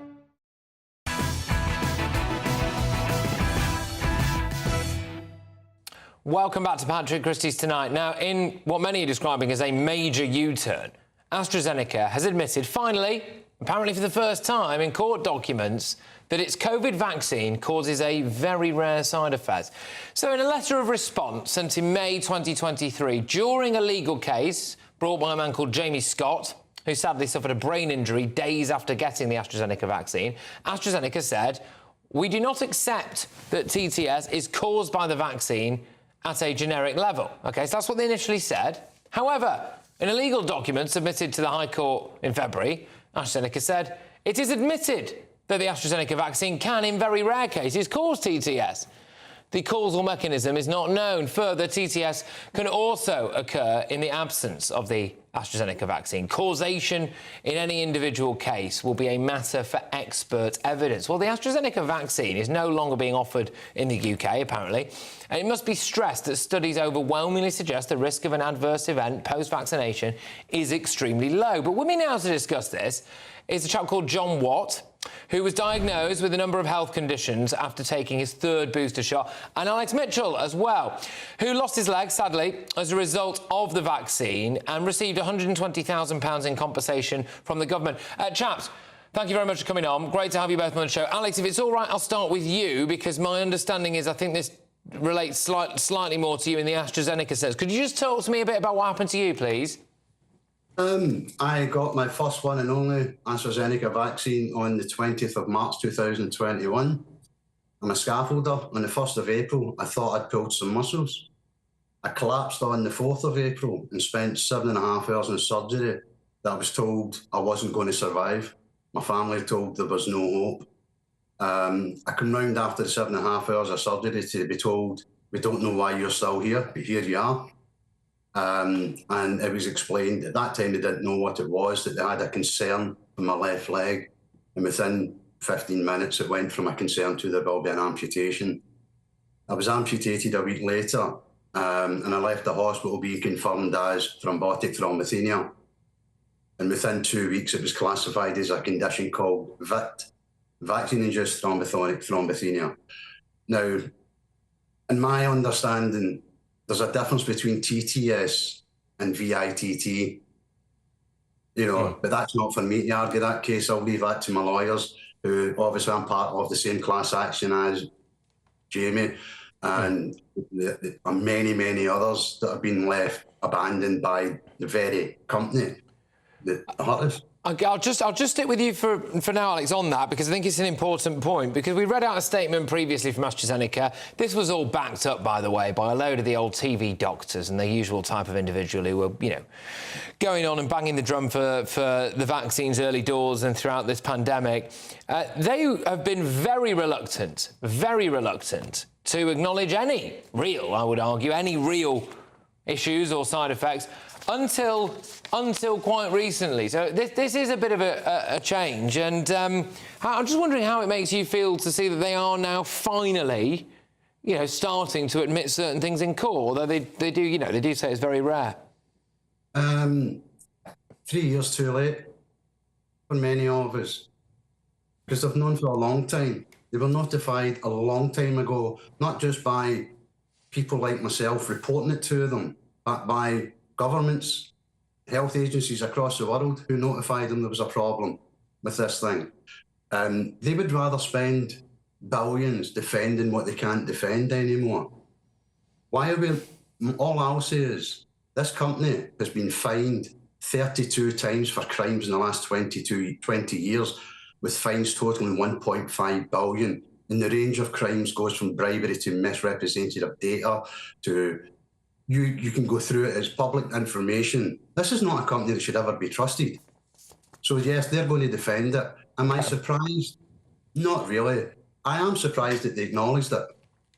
OK, all right. What I'll do is I'll whiz through a couple of bits and bobs from AstraZeneca, and I'll come to you on this, John, because I know that you've been on the channel before. So we reached out to them, right? And well, initially we didn't think we got a particularly good response from them, so we did actually bother to reach out to them again, it must be said. They pointed out, all right, product information relating to the AstraZeneca Oxford vaccine was updated in April 2021 with the approval of the UK regulator MHRA to include the possibility that the AstraZeneca Oxford vaccine is capable, in very rare cases, of being a trigger for thrombosis and TTS. OK? They say that the update was well documented and publicly available. John, I know you've got strong views about this now. I suppose the implication is, look, if it's taking this long and it's this difficult to get this kind of information out about them, I think it's reasonable for people to raise questions about whether or not there should have been more forthcoming, no? I mean, it's fantastic that the mainstream media are now talking on this, Patrick. That is a positive. But what's not a positive and is an insult to the vaccine injured. Now, I'm obviously Pfizer and Alex is AstraZeneca. But what's an insult to all of us as a community is we all keep getting this for the greater good. And we also get told that this is rare. Now, I put a video up on one of my social media platforms. The comments don't lie. The comments that I'm getting under these videos, 90% of people are saying, I've not been right ever since I took my vaccine. I have not been right ever since I took this thing. This is massive and on a scale. And it's, like Alex said, it's been 3 years too long, and we've been screaming for help and support. And I'm going to put it in there, Patrick. I'm still waiting on Rishi Sunak to get in contact with me. Yeah. And nobody in the mainstream media touched that. And I just want to touch on as well, myself and Alex, we're trying our hardest to help the injured and raise awareness on this important subject. We're doing an event in Glasgow at the Classic Grand on the 2nd of June to try and raise money for the vaccine injured, because these people need help and support. We need them to get the proper testing, and these people need proper help and support, and we're trying to do our best by we've got fantastic speakers on that stage. Dr. Asim Malhotra, Dr. John Campbell, Tina Pierce, Neil Hanvey, MP, who's speaking out on the excess deaths. So for anyone that doesn't believe it, come along on the 2nd of June and question these doctors. Come and question us, because I can tell you right now, the nation and everybody is now starting to realise they have not been right ever, and the informed consent get taken away from us all, Patrick. There was a huge amount of pressure. Yeah, loads of people felt incredibly pressured. Alex, I'm just reading this. I would like your view on this. It says 51 cases have been lodged in the High Court. Victims and grieving relatives are seeking damages estimated to be worth up to about £100 million. Is that ultimately your objective, obviously, to get something back so that you can, go on and try and live? I know it'll never bring your health back, right? But is that what you're after as well now? I've got no other option, because I'm on basic state benefits. You mentioned I get compensation. There's no such thing as a compensation scheme in the UK, Patrick. It's a vaccine damage payment scheme. It's a one-off award of £120,000, of which 98.3% of claimants fail. So it's only 1.7 people get the payment. So that's not a fallback. And they've been indemnified against it, haven't they? I can remember reporting on this. It's in this article here as well about how governments really did indemnify a lot of the vaccine companies against, well, stuff like this, really, actually, which made it even more difficult. John, final word to you, mate, John. Patrick, what can I say? Other pharmaceutical drugs have been pulled for less. Charlotte Wright lost her husband, and other people have died from this from this vaccine. It's time for the government, it's time for the MHRA And it's time for the pharmaceutical companies to own up to the responsibility and compensate and look after the people that have been affected by it, because we're getting sick of it. But I can tell you what, Patrick, we're not going anywhere. Anywhere soon. OK. Look, both of you, thank you very much for coming on tonight, and no doubt we'll be talking again very, very soon. Look after yourselves. That's John Watt there and Alex Mitchell. I am going to read out a statement from AstraZeneca. Yes, OK. So, I will emphasise, we went to AstraZeneca twice today. An AstraZeneca spokesman said this: "Our sympathy goes out to anyone who has lost loved ones or reported health problems. Patient safety is our highest priority, and regulatory authorities have clear and stringent standards to ensure the safe use of all medicines, including vaccines. From the body of evidence in clinical trials and real-world data, the AstraZeneca Oxford vaccine has continuously been shown to have acceptable safety profile, and regulators around the world consistently state that the benefits of vaccination outweigh the risks of extremely rare potential side effects." So that is the statement that AstraZeneca gave to us. We will obviously, here on GB News and here on this show, keep across that story. Coming up, what on earth is happening here?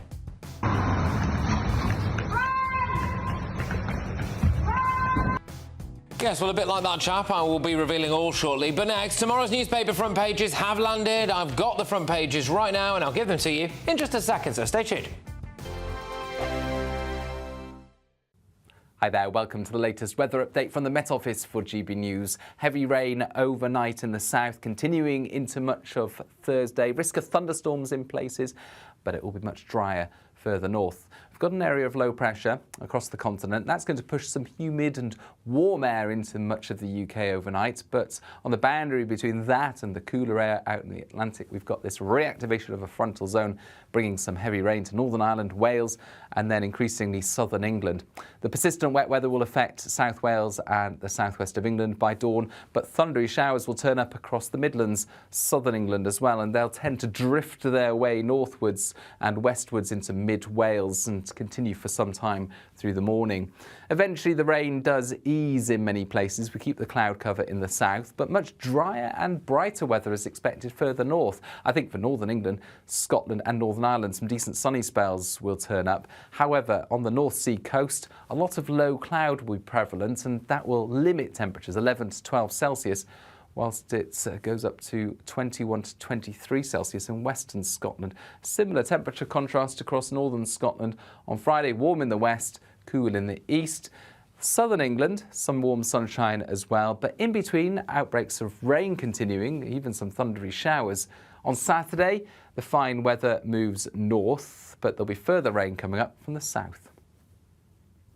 If you want your news to be straight talking, This is a nightmare for the Conservatives again. down to earth, It's not just Nottingham where this is happening, is it? and most importantly, honest, Hard-working, middle-class taxpayers, they'll get the book thrown at them. then catch me, Martin Daubney, Monday to Friday, 3 till 6 p.m. on GB News, Britain's news channel. In the GB newsroom, we bring you the news as it happens. With our team of dedicated journalists across the UK, GB News brings you accurate reporting of the day's topical agenda. When the news breaks, wherever and whenever it's happening, We'll be there. This is GB News. the People's Channel. Britain's news channel.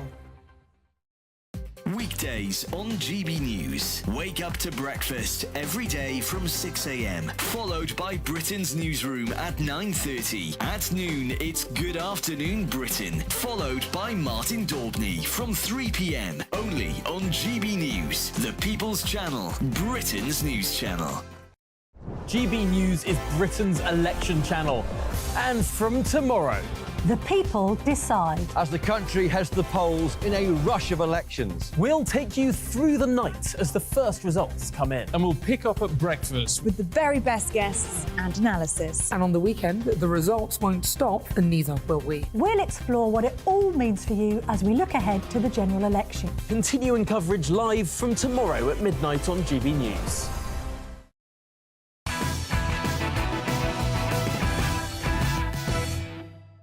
Welcome back to Patrick Christys Tonight. Now it's time to bring you all of the latest front pages. Let's do it.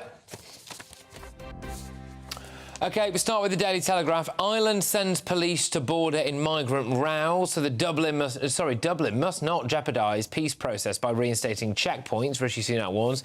There is also the picture story there of the young schoolboy who's been identified as the boy who was killed in a sword attack in north-east London on Tuesday morning.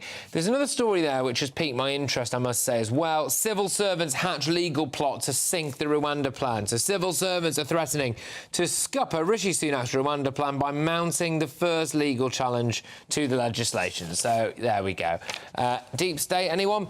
The Daily Mail have gone, day that Rwanda became a reality. First migrants handcuffed and detained in dramatic raids. There's also that picture story there. They've said a true scholar, Daniel, 14, killed in sword attack, was a teacher's son. Gosh, let's go to the Eye now. UK Rwanda plan could be delayed as civil servants sue the government. So, yeah, a bit more of that. The Metro, double tragedy of samurai killing, our fresh sorrow. School sadness over murdered Daniel.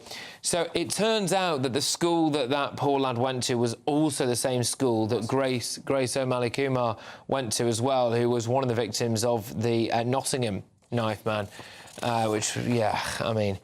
well, yeah, I mean, there's not the right words for it, is there, really? Look, the FT, we'll go to the Financial Times quickly on this now. Labour to dilute promises on workers' rights, they say, and push to win business backing. Let's just finish off on the Times, and I'll go to my panel. Labour plan for Channel migrants to get asylum. Tens of thousands who arrived illegally could stay. I did actually say that this could happen quite a few weeks ago because the civil service apparently did advise this government and the former immigration minister that he could just have an amnesty and clear the backlog, and that same offer presumably will be offered to Labour. Look, let's just quickly rattle through a couple of the front pages here with my panel. Mark, I'll start with you on this and just talk about that civil service essentially being undermining the Rwanda scheme. It's on the front of the Eye. UK Rwanda plan could be delayed as civil servants sue the government. I mean, this is astonishing. Who runs Britain? Who runs Britain? My understanding is that the complaint is it might be some breach of the Civil Service Code. Look, you've covered extensively on GB News this safety Rwanda bill. It ping-ponged between Parliament. It is now the law. The civil servant's job is to carry it out. Yeah. This is absolutely unbelievable. Having faced down the House of Lords, Rishi Sunak's now going to have to face down his politicised civil service. And we're paying their wages. And it's unconscionable. There is no case for the civil service trying to block this legislation. Rebecca, what do you think of this? Too far? I mean, I think their union objects to it for a reason, and I think they feel they're being put in a position where they're obliged to carry out something that either would be immoral or illegal or in opposition to what their contract stipulates, and therefore that's the union's job. OK. Look, Adam, there's a reason why I've not come to you on this, because I'm very keen to talk to you about something else. Now, let's crack on with this story. So, campaigners have been speaking out today about how easy it is to obtain knives following yesterday's sword attack in Hainault. Now, as you might know, one of my panellists this evening, it's fair to say he's a friend of the show, he's certainly a friend of mine, and he's a friend of the channel, Adam Brooks, has taken part in several big boxing matches for a variety of different causes. And Adam is set to step back into the area. Look at the form on that guy. Look at him.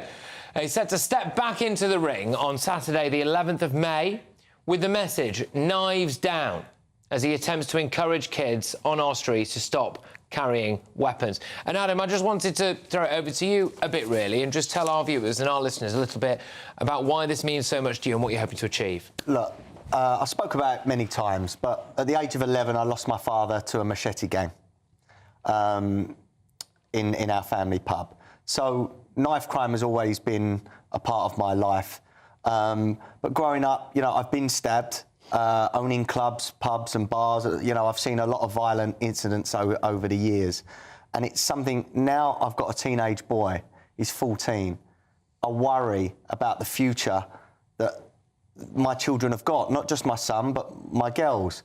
And my boy tells me there's local boys that carry knives. They're not bad kids, he assures me. But normal children, normal kids are carrying knives, not because they think they're gangsters, because they think it's cool, they get clout. And a lot of kids are scared. Normal kids. They're not gang members or criminals. They think, they're scared and they want the clout of carrying. So look, I've been lucky enough to be selected to be on Misfits Boxing, which is a huge worldwide boxing platform. It's got sort of millions of viewers around the world, but in the UK, the demographic of its audience is very young. It's teenagers. So, you know, I've put knives down on my shorts, on my boots, on my gum shield, on my gloves, on everything. Because if I stop one kid carrying a knife or feeling guilty what they're doing, then it was worth me doing that. And I think I encourage other celebs to speak out about knife crime. We've seen over the last few days, months and years, the tragedies that are happening. We're having stabbings in schools. You know, these are kids that are going to school and stabbing people. Now, in teenage years, when you throw in alcohol and you throw in drugs, that kid that doesn't think he's going to use that knife, but it's just, you know, he's carrying it because he thinks it's cool, suddenly all sort of inhibitions go out the window. He could kill someone. He could end up in prison for the rest of his life. There's no winners through carrying knives. And look, again, if I can influence one kid, I've done my job. And just to emphasise, so this is Saturday the 11th of May. Yeah. You're getting into the ring. Yeah, I'm fighting. A lot of the kids will know a guy called King Kenny. He's a YouTuber that's had 7 fights. He's very good. His brother's a pro trainer. He looks very silky. He's 17 years younger than me. But I'm going to give it a go. Yeah, and, you know, it's live on DAZN.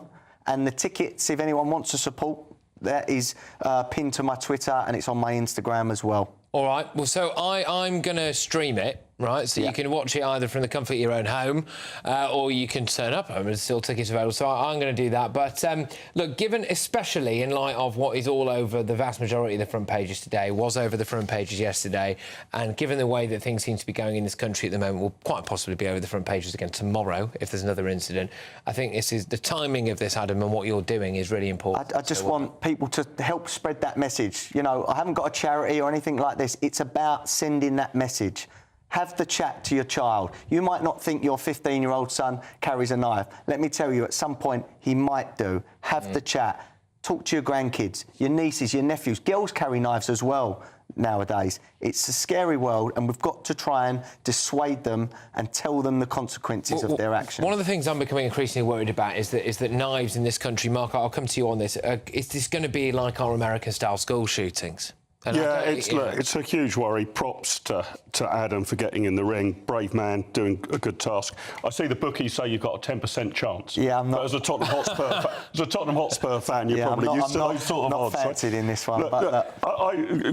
Raising awareness, Gray, I find this really troubling about what can we actually do to stop it? Because you can say it's easy to get knives. Of course it is. I mean, I've probably got dangerous knives in my kitchen drawer, right? And they don't leave my kitchen. But we've probably got to have, again, more severe punishment for actually carrying them. Kids have got to know if you are found carrying one, you are going to face severe consequences. I'm massively in favour of more stop and search. I think that's right. I don't know where you are on that, but yeah, go on, quick word. No, I think it's predominantly about education, which is what Adam's been saying, but also poverty rates, positive male role models. There's so much that can be done prevention. We don't want to get to the point people are going to prison. We want to stop it before it starts. Just quickly, I'm not going to influence gangsters or criminals. I'm talking about trying to influence the kids in schools, the normal everyday kids, whether they're white, black or brown. We've got to get that message across. No, good for you. Good for you. Massively good for you. And I will be watching as well. Now, as they say, it's time for something completely different, OK? So massive shift in tone. Let's have a quick look at one of our viral videos this evening. We've been teasing this. They don't make safari tours like they used to.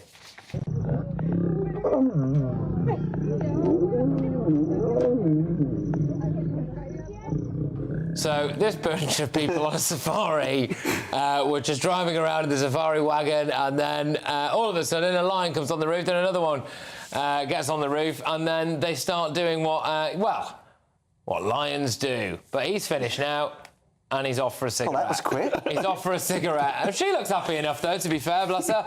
But yes, I'm not sure. Not sure if that's an advert for a safari tour or not. But yeah, I hope there were no kids in that safari bus. Have any of you ever been on a safari at all? Yeah, never got a glimpse of something as What are you supposed to call it? You don't see that on R-rated as that. You don't see that lions have barbed penises, so it's a very uncomfortable experience for the lady lion. Why do you know that? Yeah. I went on a very boring safari when I was 15. It was a bad week, but I learned a lot of facts about lion sex. Well, there we go. Yep. There we go. I don't know whether that's made you at home more or less inclined to want to go on a safari, but I thought that video was quite funny anyway. So there we are. Coming up, my favourite moment of the show. Yes, I get to crown tonight's greatest Britain and Union jackass, and an amateur angler has landed what is believed to be the UK's biggest ever fish caught by a rod in fresh water. I'll be revealing the sheer size of that fish very shortly. Stay tuned.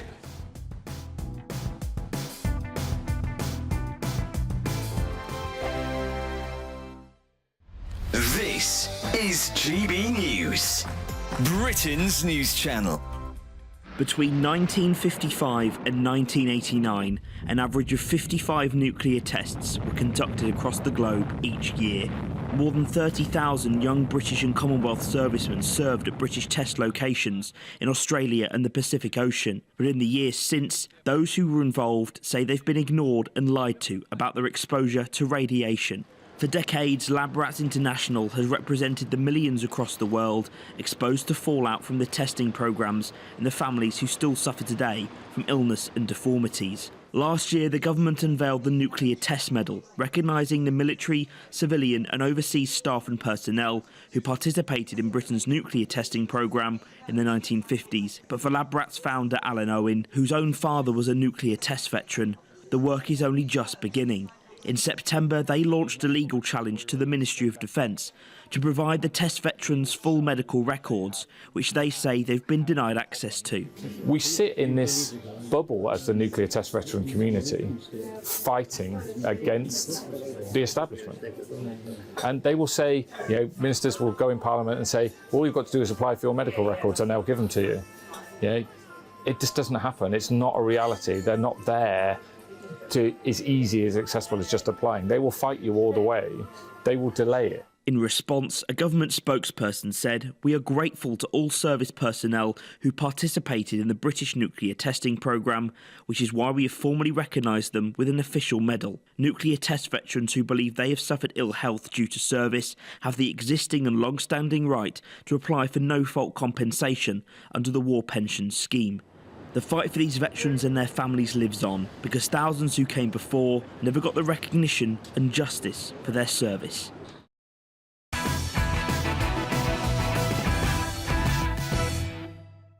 All right, welcome back to Patrick Christys tonight. We are only on GB News, and I've got another front page for you now. This one is The Sun. So, The Sun lead with Trent and Jude Law's girl. England and Liverpool star Trent Alexander-Arnold enjoys a date with actor Jude Law's model daughter Iris. A source told the duo, who met last month on a fashion shoot, are excited to see where things go.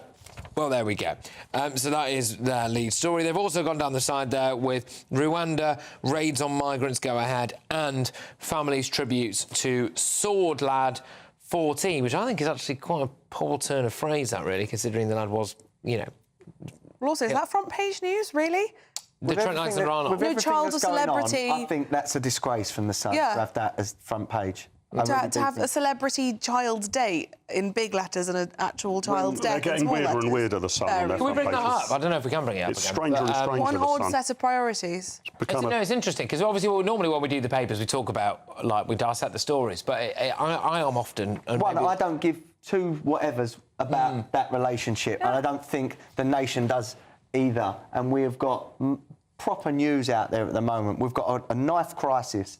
We've got children being killed. Yeah. And the Sun has gone with, you know, no marks that are dated. They're competing with the Daily Star readership, is my Yeah, prediction. but I just think if you were the parents of that little boy, you'd be so horrified. It's also the phrasing as well. By the way, I don't normally slate the Sun. I don't normally have a problem with it at all, and things happen. But Sword Lad. Yeah, that's a bit it's weird. horrible. That's But great. they're trying to get it on two small lines, so you've had to go for short words. Well, yes, that's it. That's ghastly. literally it, isn't it? That is literally it. OK, all right. Well, look, we've done your front pages there. Yes, another inside story for you now. OK, and we just wanted to bring this to your attention because it's a bit of a bonkers story. So it's called Dan Wrights, and he was He's caught what is believed to be the biggest fish ever caught in the UK. So the catfish weighed 143 pounds, which I'm reliably informed is about 10 stone. Jeez. All right? I mean, it looks pretty terrifying. But he's got quite an interesting track record, this guy. He's saying that he suffered some kind of head injury. He was attacked in a nightclub. He also works as a binman. And he decided to start going carp fishing as a way of dealing with his mental health issues, and then he's now managed to land himself the biggest ever carp caught. Again, time for something completely different. What's going on here? In just a second.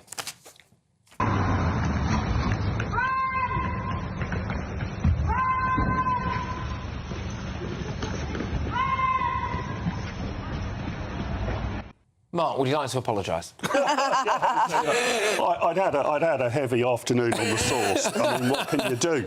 What can you do? But it looked cold as well. There he is. The old ones are the old ones. The old ones are the old ones. Right, look, for radio listeners, that was a long-haired, skinny white guy running away from some coppers, and he didn't look like he was going to get caught, and also he was completely in the nud. All right, yes, and also, this is another big one. It's a potential flip-flop from the Labour Party. This time, senior figures in Labour have said that in government, the party may have to retain the Rwanda scheme, something Keir Starmer has previously said he would scrap.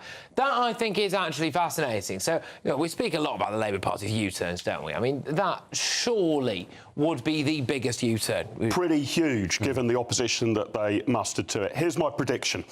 They'll probably say that they will unwind the scheme as circumstances allow. It will be something like that.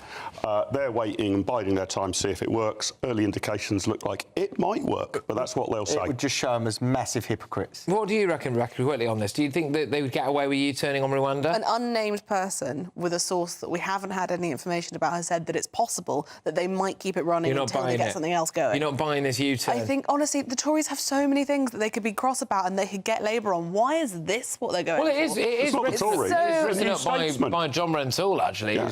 But either way. Anyway, all right, OK. Time to reveal today's Greatest Britain and Union Jackass. Right, Mark, your Greatest Britain, please, my good man. Kemi Badenoch, I've nominated her several times. I'll keep nominating her until she eventually wins. You had this earlier on your show, Patrick. My old stomping ground, the Institute of Economic Affairs, have released this report. I think it's a very useful contribution to the debate. Kemi Badenoch backed up the IEA. Slavery is not what made Britain rich. That doesn't excuse slavery, but we've got to stop believing that we're all rich and affluent because we had slavery back in the day. Good for Kemi for being outspoken, to the point, and saying what some people think's the unsayable.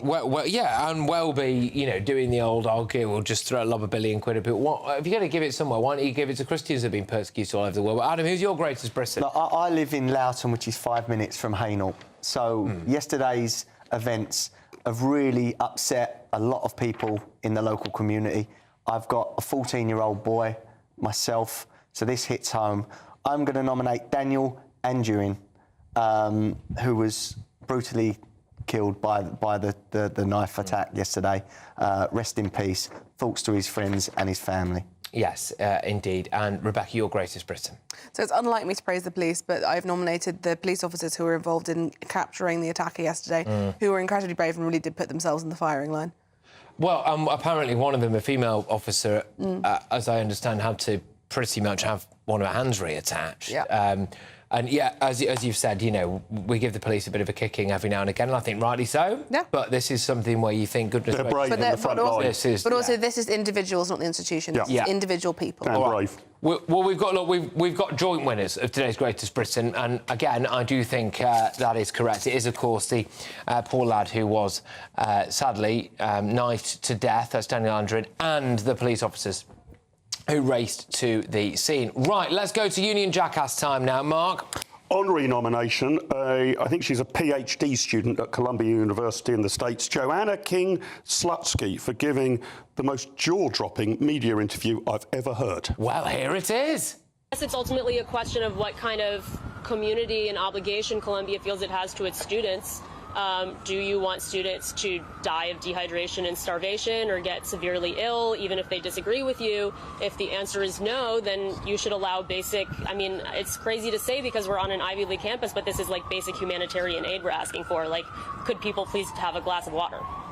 I mean, the worst revolution ever, isn't it? It's unbelievable. It's one thing to protest about Gaza. She thinks she's actually in Gaza. She's at a $100,000 a year university. It's cultural appropriation. She's appropriating actual suffering. She can actually walk out at any time and go to Starbucks or McDonald's, and she's demanding that food and water is brought to her as basic humanitarian aid. Very quick, Adam. Mine is Keir Starmer for being a complete hypocrite over pensions, and to let people know there is actually a pensions law with his name on it. OK, well, I'll look into that a bit more then. Go on, Rebecca. Mine is Kate Forbes, who, once again, is trying to be the head of the SNP, despite the fact that she would be looking after a country full of people who are gay and have children out of wedlock. It's got gays and it's got people who have got kids out of wedlock, and she doesn't approve of either of those. Okay. And I don't want a homophobe, single mum hating woman in charge. Oh, OK. Kate Forbes would probably deny a few of those things. I don't know how much she would. Right, OK. So today's Union Jackass is Joanna King-Slutsky. And wherever you are, Joanna, I imagine locked, self-imprisoned in a basement in Columbia University somewhere, just leave. Seriously, you can walk out any time you like. So there we go. Right, look, thank you. I've really enjoyed tonight's show. I hope you have at home as well. I'll be back tomorrow at 9 p.m.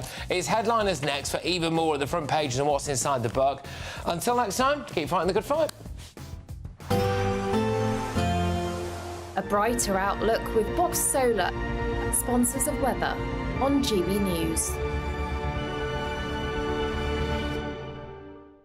Hi there, welcome to the latest weather update from the Met Office for GB News. Heavy rain overnight in the south, continuing into much of Thursday. Risk of thunderstorms in places, but it will be much drier further north. We've got an area of low pressure across the continent. That's going to push some humid and warm air into much of the UK overnight, but on the boundary between that and the cooler air out in the Atlantic, we've got this reactivation of a frontal zone bringing some heavy rain to Northern Ireland, Wales, and then increasingly southern England. The persistent wet weather will affect South Wales and the southwest of England by dawn, but thundery showers will turn up across the Midlands, southern England as well, and they'll tend to drift their way northwards and westwards into mid-Wales and continue for some time through the morning. Eventually, the rain does ease in many places. We keep the cloud cover in the south, but much drier and brighter weather is expected further north. I think for northern England, Scotland and Northern Ireland, some decent sunny spells will turn up. However, on the North Sea coast, a lot of low cloud will be prevalent, and that will limit temperatures 11 to 12 Celsius, whilst it goes up to 21 to 23 Celsius in western Scotland. Similar temperature contrast across northern Scotland. On Friday, warm in the west, cool in the east. Southern England, some warm sunshine as well, but in between, outbreaks of rain continuing, even some thundery showers. On Saturday, the fine weather moves north, but there'll be further rain coming up from the south. That warm feeling inside from Boxed Boilers, sponsors of weather on GB News.